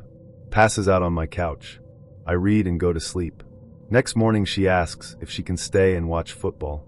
I tell her I have plans and need to take her home. She says she can't go to either of her apartments. I tell her too bad, I have plans, and drop her off at Cirque. She texted asking when we could see each other again, but I never responded. I don't go on a lot of dates, but when I do, I treat them like a minor military operation. Public place only. Tell at least one person where I'm going. Share my live location. Park somewhere busy and well lit, close to the venue. It sounds dramatic until you've listened to as many true crime podcasts as I have. Once you've heard she thought it would be fine, it was only one drink, enough times, you start carrying your keys like a weapon and memorizing exits for fun. This guy, let's call him Dan, was from a dating app. On paper, he looked fine. Mid-30s, lived in the same city, had a job that sounded real, not entrepreneur or crypto. He messaged in full sentences, didn't ask for nudes, didn't open with anything feral. That's sadly a high bar already. When we started talking about meeting up, he immediately suggested I come over to his place. We could watch a movie and have a few drinks, smiling face with smiling eyes. I replied, I don't go to guys' houses on the first date, sorry. Happy to meet somewhere public though. He seemed to accept that. For about 5 minutes. Or we could start at mine, then go out after? You'd feel comfortable once you're here. I'm a good cook, we could eat and watch Netflix. I repeated more bluntly, not happening. If that's what you want, we can just leave it. He backpedaled quickly. No, cafe is fine. Where do you want to go? I picked a cafe I knew well, one of those places in an inner suburb where the coffee is good, the music is loud enough, and there are always people around. It's connected to a bar on one side, but it's mostly families, students, and people in gym gear pretending they earned their brunch. On the day, I got there a few minutes early and parked in a busy side street. I did my usual texts. To my sister, date at cafe name, 2 p.m. If I'm not back later, I've either eloped or been murdered, will update. Location sharing on. He turned up in a little 2-door car, which I clocked automatically. 2 doors. That little detail went in the mental file. He walked ahead into the cafe, so I followed and introduced myself. He looked like his photos, which was a pleasant surprise. Normal clothes, decent haircut, no obvious serial killer vibes. Yet, I ordered a Coke. He looked at me like I'd just kicked a puppy. You don't want a drink? I was going to pop into the bar and get one, he said, gesturing at the connected bar. Nah, I'm not drinking, I said. I'm on meds, alcohol's not a great idea. I'd actually already told him this in messages. Twice. He stared at me for a second, disappointed. Not like, shame, but like I'd broken an unspoken contract. You can have one, can't you? He pushed. Just loosen up a bit. I smiled, that tight customer service smile I use at work. Nope. Coke is fine. He made a face like I'd ordered a glass of poison, then went to get his cider from the bar while I grabbed a table. We sat down. The opening conversation was fine. Where do you work? Where did you grow up? The usual script. Except he didn't ask many follow-up questions. When I answered, he'd just nod and then pivot back to himself. I noticed he kept glancing at the exit, then at his watch, then at the bar. Not obsessively, just enough to register as weird. After about 5 minutes of small talk, he dropped it again. So we could just finish these and go back to mine, he said casually. I've got food, we can eat there. I laughed lightly. We were going to eat here, remember? I'm good just staying. He leaned back, looking almost offended. I've got plenty of food at my house. It makes more sense to go there. We'll be more comfortable. It didn't make sense. That was the problem. I live closer to the cafe than he does. Both our cars are here. There's literally no logical reason to drive 20 minutes to his house to eat when there is food right here. We don't have to eat, I said, shrugging. We can just finish the drinks and call it. His jaw tightened. I have money, he said defensively. I just prefer my place. Something about the way he said that stuck with me. Not "I'd rather cook" or "I'm low on cash." Just my place. To cut the tension, I tried to make a joke. "You're not a serial killer, right?" I said, smiling. Because this is exactly how every podcast starts. I expected him to laugh it off, roll his eyes, something. Instead, he went very still.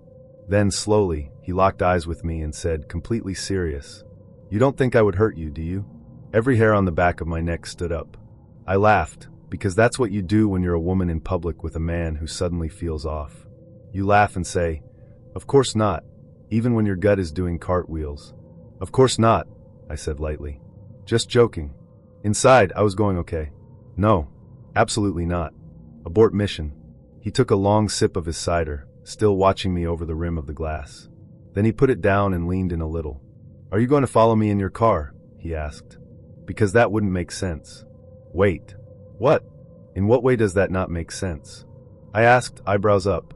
"How about we just go in my car?" he continued, as if he hadn't heard me. "I've got packages in the front, so you'll have to squeeze into the back. I'll drop you back to your car later." My brain did 3 things at once. 2-door car. No back doors. He wants me in the back seat, behind him, where I can't get out quickly. That is literally the least sensible option of all time. Out loud, I said, "That makes 0 sense. It's easier if we each drive, if we were going anywhere." "Which we're not, because I'm not going to yours." He smiled, but his eyes went flat. "You don't trust me?" he asked. "No," I said before I could sugarcoat it. "I don't know you, and your insistence is giving me the creeps." The word creeps seemed to land like a slap. His face flickered, anger, surprise, something else, and he looked away. He mumbled something about needing the toilet and stood up abruptly. He didn't take his glass. Didn't say, "I'll be right back." Just turned and walked toward the back of the cafe. I watched him go, feeling my pulse pounding in my ears. I sat there for a good minute, staring at the melting ice in my Coke, rehearsing whether I should just leave and text him later with some excuse. The cafe around me went on as normal, kids whining about cake, milk frothing, cutlery clinking. Then, out of the corner of my eye, I saw movement through the front window. Dan, walking briskly across the pavement towards his car. Getting in. Starting it. Pulling away from the curb. No glance back. No wave. Just gone. He didn't go to the bathroom. He didn't say goodbye. He just bailed the second I called his behavior creepy, like he'd realized I wasn't going to play along. I sat there for another few minutes, letting my heart rate come back down, the adrenaline slowly burning off. Then I texted my sister. Date left. October 10th, would not recommend. Will explain later. I'm safe. I was 21, on exchange from Chile, and still in that phase where every metro ride felt like a movie and every baguette felt like a personality trait. One Friday night, I decided to go to a language exchange event alone. My roommate bailed, but I'd already done my eyeliner, and I'm not wasting good eyeliner for Netflix. At the door, they gave me 2 little flag stickers. I slapped the Chilean one right in the middle of my shirt, like, "Hi, yes, we exist." Inside, it was packed, sticky floors, warm beer smell, people shouting in 5 different languages. I joined a group chatting in English. It was actually fun, until a group of French guys drifted over. They were very, how do I say this nicely, discount brand street boys.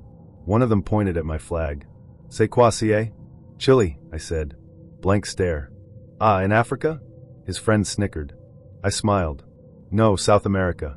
"Maybe it's a city in Spain," another added. "Near Barcelona, non?" They laughed like this was peak comedy. In my head, I was cursing them out in Spanish. Out loud, I just said, "Yeah, okay," and moved away before my Latina came out and I started a diplomatic incident.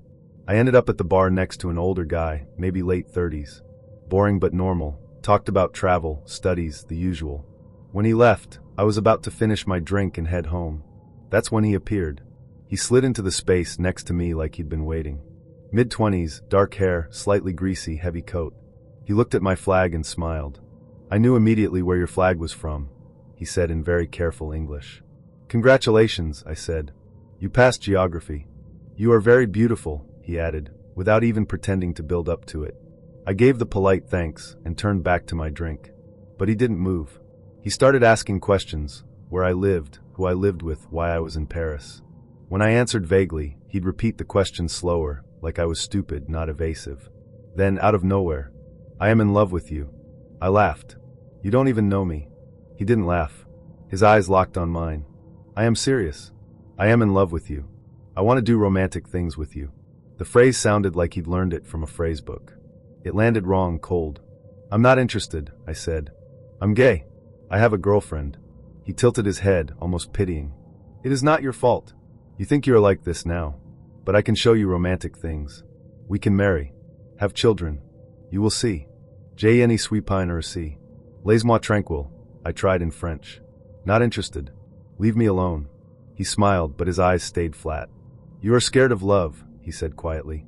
I am not dangerous. I love you. Why are you scared? Because you sound like a broken NPC, I thought. Because you're saying romantic things like it's an exorcism. I tried to drift back to other people, but he followed, hovering just behind my shoulder. Every time I turned, there he was. Finally, I'd had enough. I grabbed my coat and headed for the exit. As soon as I got outside into the cold air, I heard his footsteps behind me. I will walk you, he said. It is not safe for you alone. I'm taking the metro, I snapped. I'll be fine. I also take the metro, he replied. We go together. Perfect. I spotted another guy leaving the bar, walking toward the metro sign. Normal looking alone. I made a fast decision, walked straight up to him and said, loud and cheerful, Hey, you're going to the metro, right? I'll walk with you. He blinked, then looked past me at the man tailing us. His expression changed. Oui, he said. Of course. We went down into the station. It was one of those older ones, yellowing tiles, damp cold in the air. Normally you can change directions down on the platforms, but there were construction signs everywhere. No crossover, pick your side up top. My accidental bodyguard was going the opposite direction from me. If I followed him, I'd have to take the wrong train. If I didn't, I'd be alone with Mr. Romantic Things. Bon courage, the guy said softly. Good luck. Then he disappeared down his stairs. For a second, it was quiet. Then I heard it, his footsteps on the escalator behind me. There you are, he called, sounding relieved. I was afraid I lost you. Come, we wait together. We can speak of our future, our romantic things. My skin crawled. I looked at the turnstiles, at my card, at the red/green light. If I scanned again too soon, it might not work. Behind me, his footsteps drew closer. I didn't think. I shoved my bag under the bar, sucked in my stomach, and slid under the turnstile, scraping my ribs on metal. Someone yelled. I didn't stop. Down the stairs, the train was just pulling in. As the doors opened with that little chime, I glanced up. He was on the bridge above the tracks, looking down, face pale in the fluorescent light. I want to grow old with you, he shouted. Give me your number. We can do romantic things. Two women on the platform waved me over quickly. Viens, one said. Come. I stepped into the carriage backward, keeping my eyes on him until the doors closed and the train jerked forward, swallowing his voice. That night, lying in my tiny room, I kept hearing his careful English in my head. Not, I want you. Not, I like you. I want to do romantic things with you. Over and over. Like a curse I'd narrowly escaped. I graduated into a pandemic, which is every millennial's favorite nightmare scenario. May 2020, instead of walking across a stage, I walked from my childhood bedroom to the living room and waved at my relatives on Zoom, while my mom cried into a plastic champagne flute. A week later, I packed my college stuff into cardboard boxes and moved back into my parents' house in a small Midwestern town that smells like cut grass, gasoline, and nostalgia. I was lonely. I mean, everyone was lonely, but I was also suddenly single, job hunting online, and back in the bedroom with the high school trophies still on the shelf. So I did what a lot of US did. I downloaded Bumble. I told myself it was just for fun. I wrote a profile that was basically a personality quiz. Books, podcasts, politics, blue. Very blue, some dorky photos with my dog. I swiped half-heartedly between Zoom interviews and baking attempts. Most matches fizzled after 2 messages. A few conversations were decent. One guy immediately asked if I was cool with guns, and I unmatched so fast I almost gave my thumb whiplash. Then I matched with him. I'm going to call him Jay. He was from another town in my state, not far. His profile picture was a familiar Midwest blend. Baseball cap, hoodie, half smile. He worked some kind of hourly job. His prompts were generic, but normal enough. We exchanged a handful of messages on Bumble, hometown, hobbies. How are you doing with all this COVID stuff? He asked for my Snapchat. I've always been pretty relaxed about socials, so I gave it. Then we added each other on Instagram too, because apparently my brain forgot what boundaries are. On Snap he was weird. Not run away and burn your phone, weird, just slightly off. His selfies always had captions like another day of BS, and everyone's asleep, only the real ones are awake, with the eyeball emoji. He sent a couple memes about sheeple watching fake news that I mentally rolled my eyes at and ignored. I chalked it up to pandemic brain and boredom. The conversation died naturally after a few days. I wasn't feeling it, I stopped replying, he didn't push. I moved on to obsessing about my LinkedIn instead of my love life. Months passed. Then the election ramped up, and my Instagram stories turned into a predictable feed of Black Lives Matter posts, mutual aid links, and please vote graphics. I posted one of those little I voted for Biden/Harris selfies with my sticker, because of course I did. That's when he came back. I still remember the exact moment. I was lying on my bed in the half-dark, doom scrolling, when my phone buzzed and the top of the screen lit up with his username. 1, 2, 3 notifications in a row. Then more. And more. I opened Instagram DMs and felt my stomach drop. There was a long wall of text. Not a paragraph. A wall. "You're smarter than this," it started. "I thought you were a critical thinker. Biden is a puppet. You've been brainwashed by the media. Trump is the only one telling the truth." That alone would have been annoying, but manageable. What followed was unhinged. He sent link after link to YouTube videos, articles from websites I'd never heard of, screenshots of tweets, images with red circles and arrows. He wrote about how COVID was a plan, about satanic Democrats, about globalists and pedophile rings. He told me he goes hard on people because he cares, that most people block him for telling the truth. There was this self-pitying tone that rubbed against his aggression in a way that made my skin crawl. Every time I saw the one new message, it jumped to 5, then 12, and I watched his voice spin out in real time. "You're better than this. I can't believe you'd support a man like that. Do you even research anything? You're a good person, you're just misguided. Promise me you'll watch these videos. Promise." I didn't respond. At all. I just watched the numbers tick up, helplessly fascinated and deeply uncomfortable, like rubbernecking a car crash. Eventually, after 40-plus messages, his tone started to shift. It was like he realized he was shouting into a void and tried to reel it back. "Sorry if I came on too strong, lol. I'm just passionate.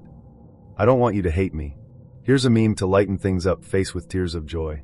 The memes were so painfully out of place, low-res reaction images about liberals and snowflakes, jammed in between paragraphs about Civil War and the Second Amendment. The dissonance made my brain feel static. Why? I stared at the screen for a long time.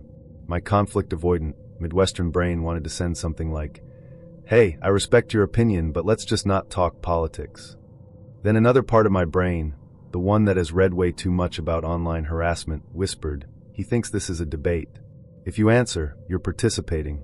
So I didn't write back. I opened the messages so he'd see seen, on every single one, then I quietly unfollowed him. I muted his stories.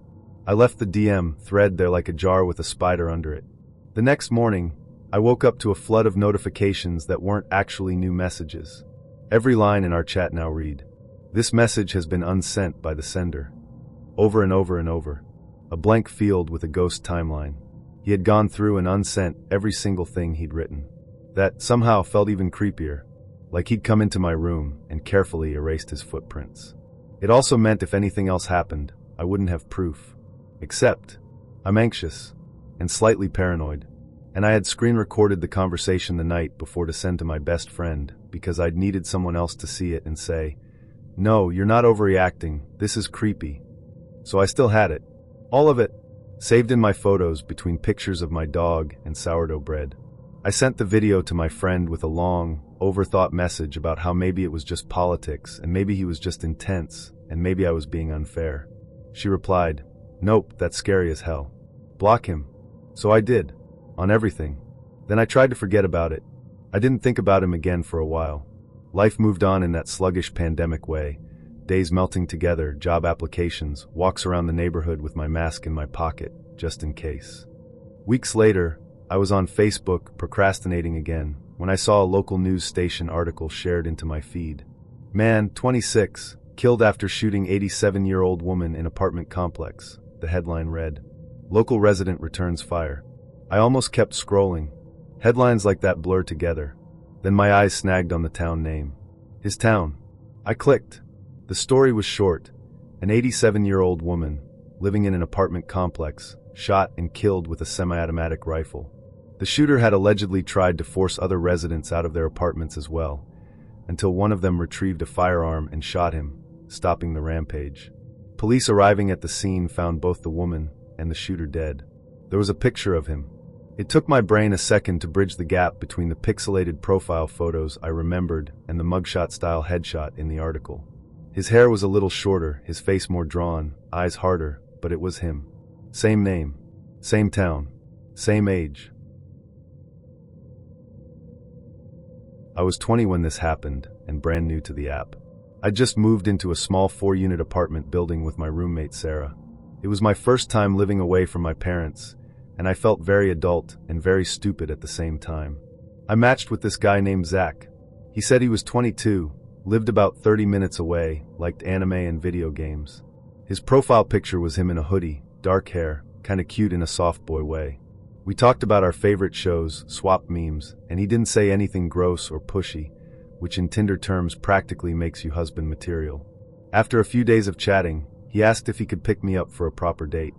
This is the part where, looking back, I want to reach through time and slap my own phone out of my hand. Sure, I wrote.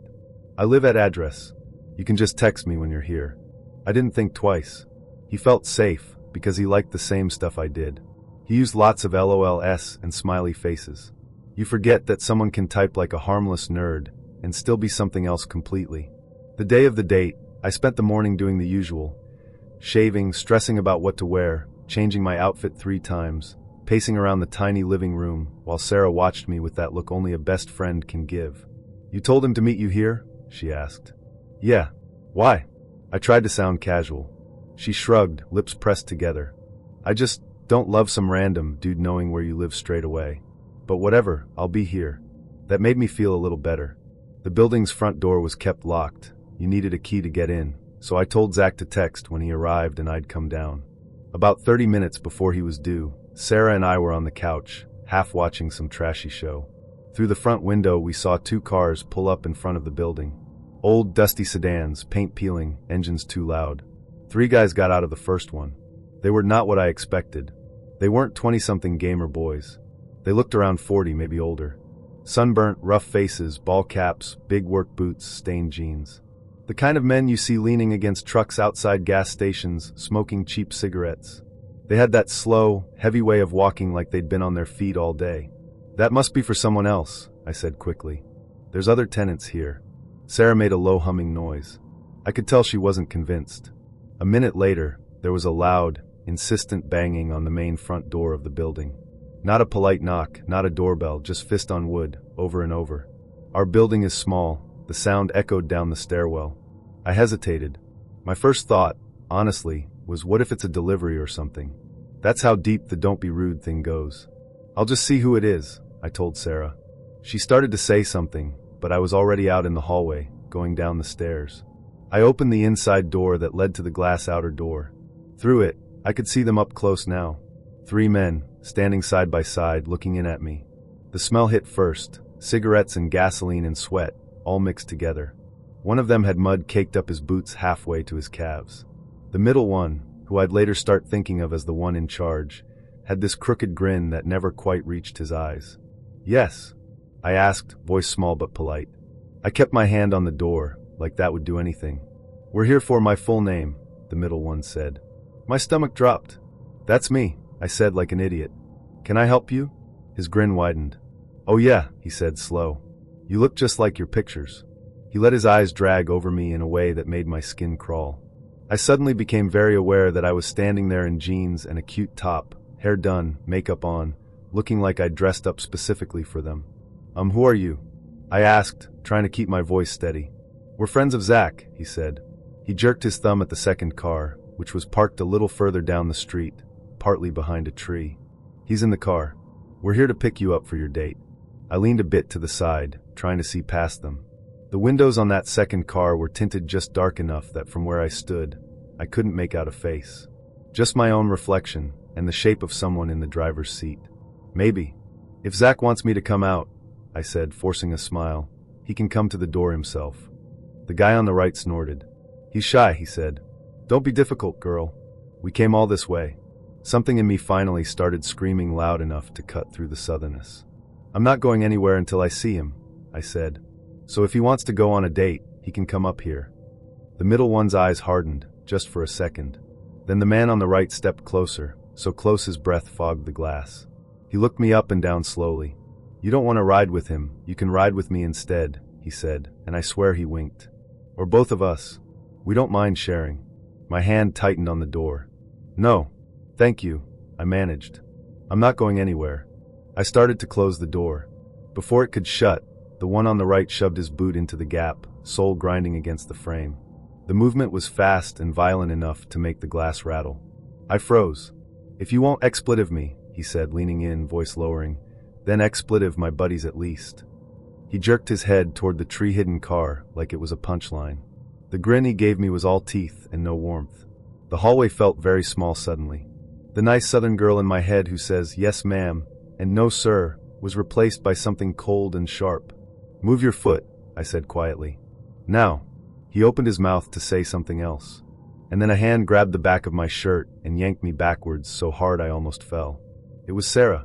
She slammed the inner door shut and twisted the lock before I'd even caught my balance. The boot thumped against the other side, then started kicking. "Are you insane?" she hissed at me, dragging me back toward our apartment. "Get inside." We ran down the hallway into our place. She locked our door, then put the chain on for good measure. The banging upstairs stopped a few seconds later. Either they realized they weren't getting in, or they didn't want an audience. Sarah went straight for her phone and called the police, voice level and calm in a way I absolutely was not. I just stood there shaking, listening to her explain that 3 strange men had come to our building looking for me, that one of them had tried to force the door, that they were claiming to be here on behalf of a guy I'd met on Tinder. We peeked out the living room window, crouching low so they couldn't see us. After a few minutes, the men came back into view. They were laughing, smoking, talking in that too loud way men do when they're trying to show off. Then they got into their cars and drove away. We watched as they passed by the second car, and I realized there was no one else in it. No Zach. No shy nerd in a hoodie. Just the 3 of them. For context, we live in a fairly quiet Scandinavian city. Trams, parks, ugly winter boots, polite neighbors. The sort of place where you feel safe walking home alone at 2 a.m. with headphones in and a grocery bag swinging off your wrist. We are rational people here. We recycle, we trust public transport, we believe in talking things through.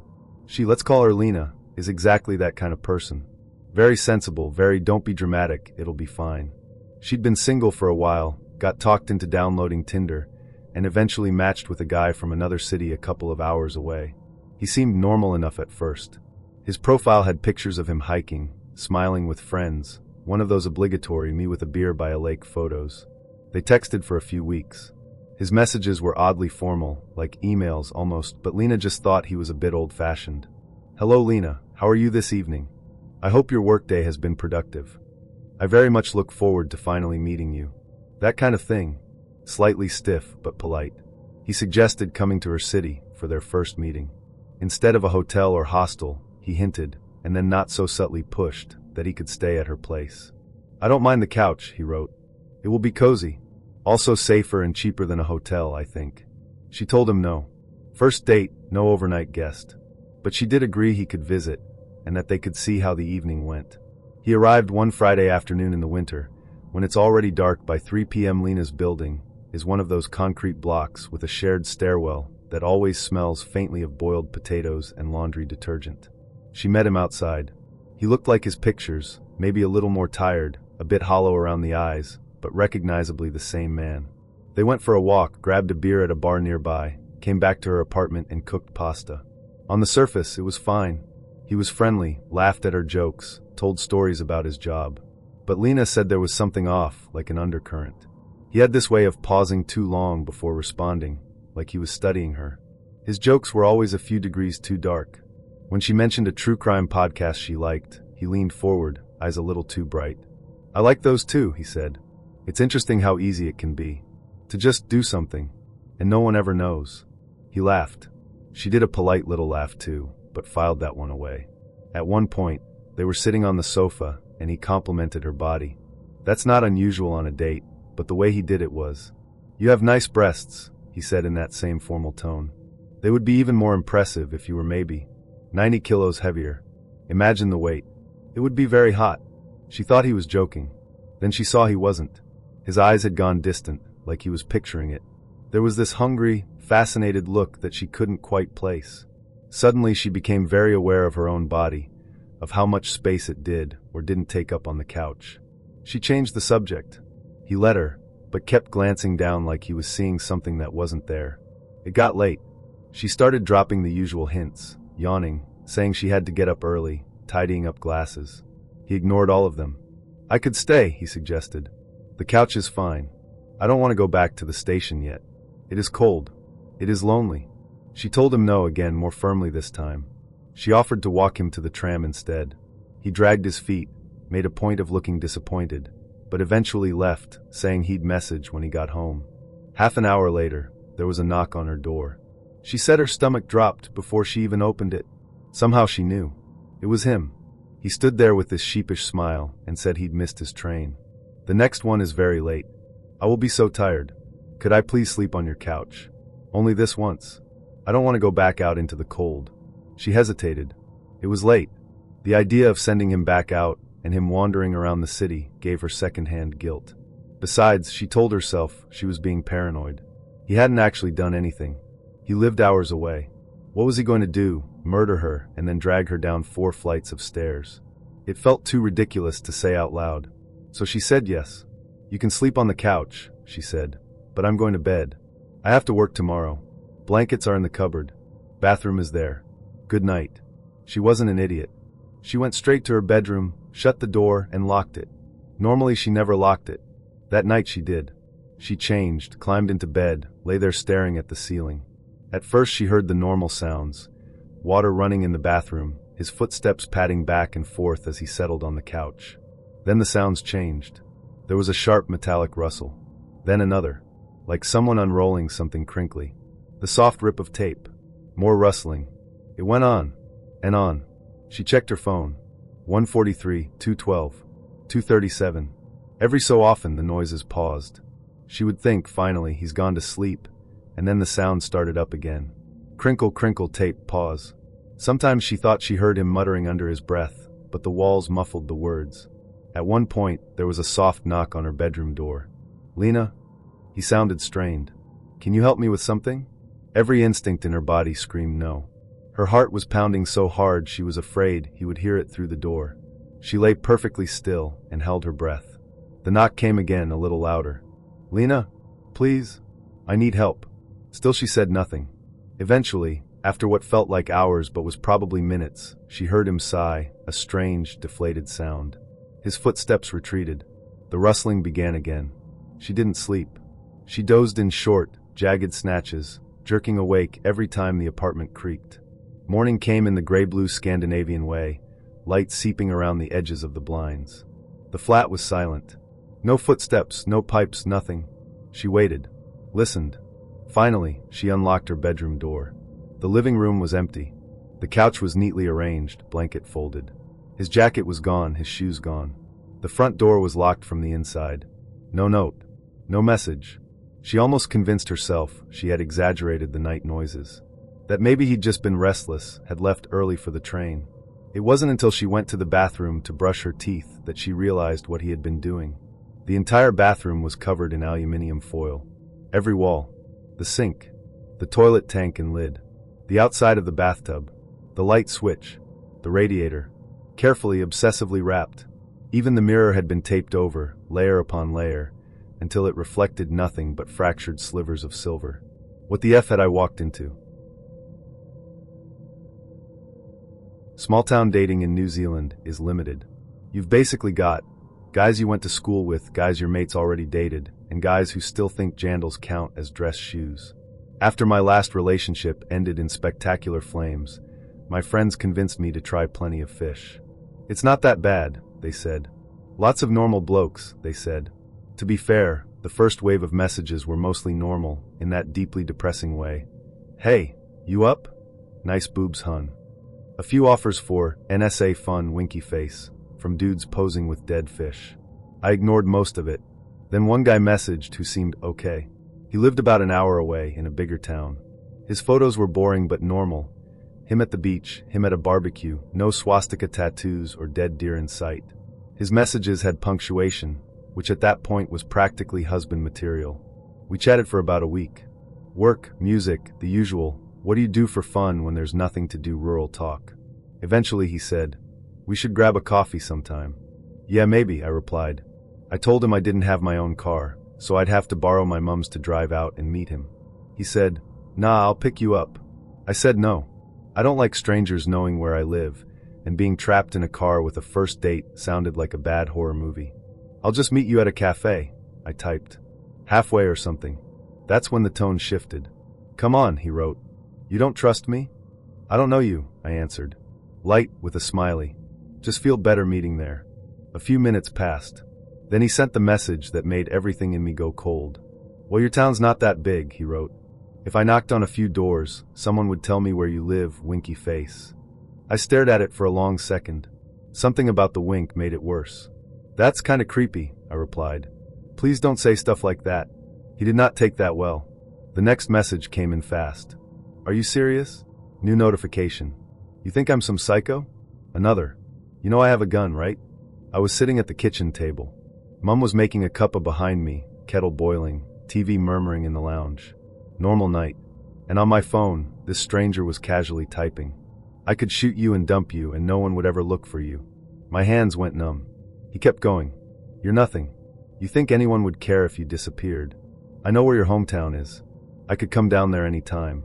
I could throw you down a well and you'd never be found." His spelling got worse as he went on, like his hands were shaking or he was drunk. Long run-on sentences describing exactly how he could kill me, how easy it would be, how girls like you think you're so special. I didn't reply. I just watched the messages keep popping up while my mum clinked mugs behind me, asking if I wanted one. "Yeah," I croaked, locking my phone. "Tea's good." I took my drink to my room, shut the door, and read them all again. Every line sank in a little deeper. My town is small. Everyone knows everyone. They used to feel safe. Suddenly it felt like a weakness. He didn't even need my address. Just a name, a loose description, a willingness to knock. I blocked him on the spot. Reported his profile to Plenty of Fish, wrote something like, "Sends death threats." Then I deleted my account. The little, "Are you sure you want to leave?" box popped up. Yes, I was sure. For the next few weeks, I jumped every time a car slowed near our driveway. If I saw an unfamiliar Uda in town, my heart started racing. I'd picture some pissed-off man behind the wheel, rehearsing his speech about how I led him on. Every knock at the door made me flinch, just for a second, imagining his face on the other side of the ranch slider. He never came, as far as I know. Maybe my report got him banned. Maybe he moved on to someone else to scare. Maybe it was all drunk talk, and he never had a gun in the first place. Doesn't really matter. To the guy who threatened to shoot me, dump my body, and bragged that no one would miss me because I wouldn't let you pick me up for a coffee. Let's not meet. Ever. I did not want to download Kinder. Yes, Kinder. Like Tinder, but with a different letter and somehow worse vibes. My friend Mark swore by it. "Dude, it's for people who want like actual connection," he said, shoving his phone in my face. "Less swiping, more feelings." "Great," I said. "Can it also erase the last 2 years of my life with Mara?" He stared at me. "You've been single for 6 months, and you still talk like you got dumped yesterday. Download the app." So I did. I'm Jason, 28, West Coast tech guy, which basically means I get paid to stare at screens and slowly ruin my spine. My self-esteem after the breakup was somewhere around the Mariana Trench. Kinder looked like every other dating app, if every other dating app had been designed by a committee that only used beige. Same profile setup, same endless scrolling, same bios about hiking and tacos, and fluent in sarcasm. The only weird thing was the EULA, pages and pages of dense text with phrases like data sharing across realms, and by continuing you consent to energetic exchange. I scrolled until my eyes glazed, clicked accept, and hoped it wasn't signing my soul away. Most of my matches fizzled after 2 messages. Mark tried to coach me. "Stop opening with 'Hey, how's it going?'" he said. "Use a cheesy pickup line. Girls love that." "What, like, are you from Tennessee?" He shook his head. "No, I already used that one. Get your own." So I googled cringe pickup lines and picked one vaguely tolerable. Are you made of copper and tellurium? Because you're Siute. I started using it. Shockingly, it did not transform my love life. Then I matched with Jessica. Her profile looked fake, like magazine cover fake. Long dark hair, eyes that should have come with a warning label, body straight out of a music video. And she matched with me, a man whose last photo was him eating nachos. Suyer. I sent the copper/tellurium line out of habit, fully expecting it to vanish into the void. She replied instantly. That's actually cute, she wrote. Thanks, Jason winking face. She used my name. I hadn't told her my name. I mean, okay, the app shows it, but still. Something about it made my stomach flip. We started talking. A lot. She replied fast, always seemed to be online. She laughed at my memes, asked about my job, my favorite childhood cartoon, my relationship with my parents. It felt easy. Too easy. That's when the dreams started. Every night, the same dream. I was in a house I didn't recognize. Dim hallway, cheap beige carpet, framed photos on the walls with the faces blurred out. Jessica waited for me at the end of the hall, in black lingerie, and that same soft smile from her profile. Hey, you made it, she'd say, taking my hand. Her skin was cool, not cold. She'd lead me slowly toward a bedroom, talking about nothing, music, movies, little in-jokes from our chats. At the doorway, she'd turn, lean in, and just as I stepped over the threshold, my alarm would go off. Every single time. At first it was kind of funny. I even told Mark. Wow, you're down bad, he said. You're simping in your sleep. But each night, the dream added details. A stain on the hallway carpet. A picture frame hanging slightly crooked. A chipped piece of baseboard by the bedroom door. Things I wouldn't have invented on purpose. Things that felt remembered. Dream Jessica also started lining up perfectly with Chat Jessica. Same laugh, same phrases. One night, she repeated a joke in my dream that she'd only made in our DMs earlier that day. You're in my head. I told her over text once, half joking.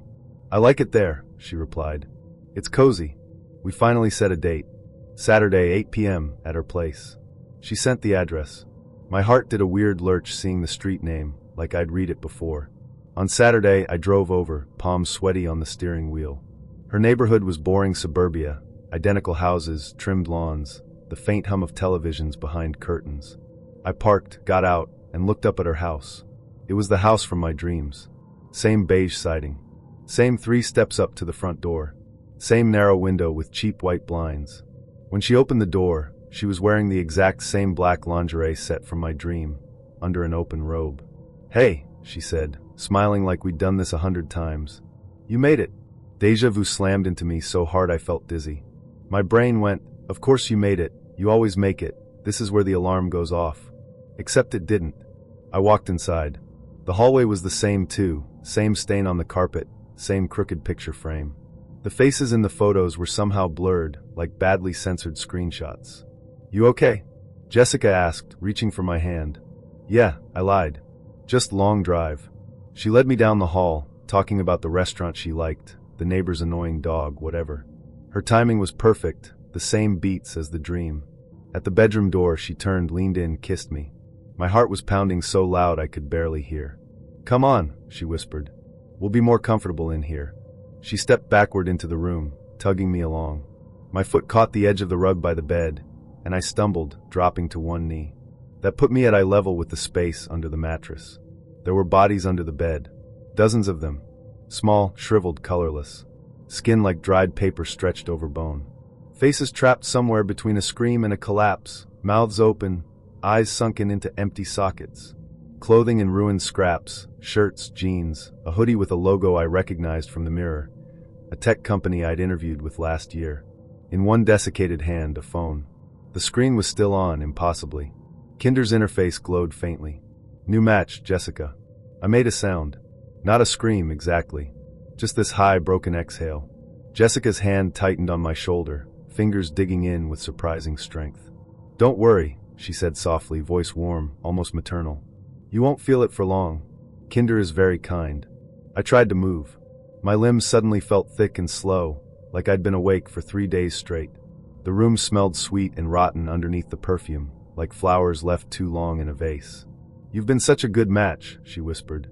I've been feeding on you for weeks. All those dreams. She laughed gently. You really thought they were yours? My vision tunneled. Under the bed, one of the corpse's jaws twitched. The sockets where its eyes had been seen to tilt toward me, accusing.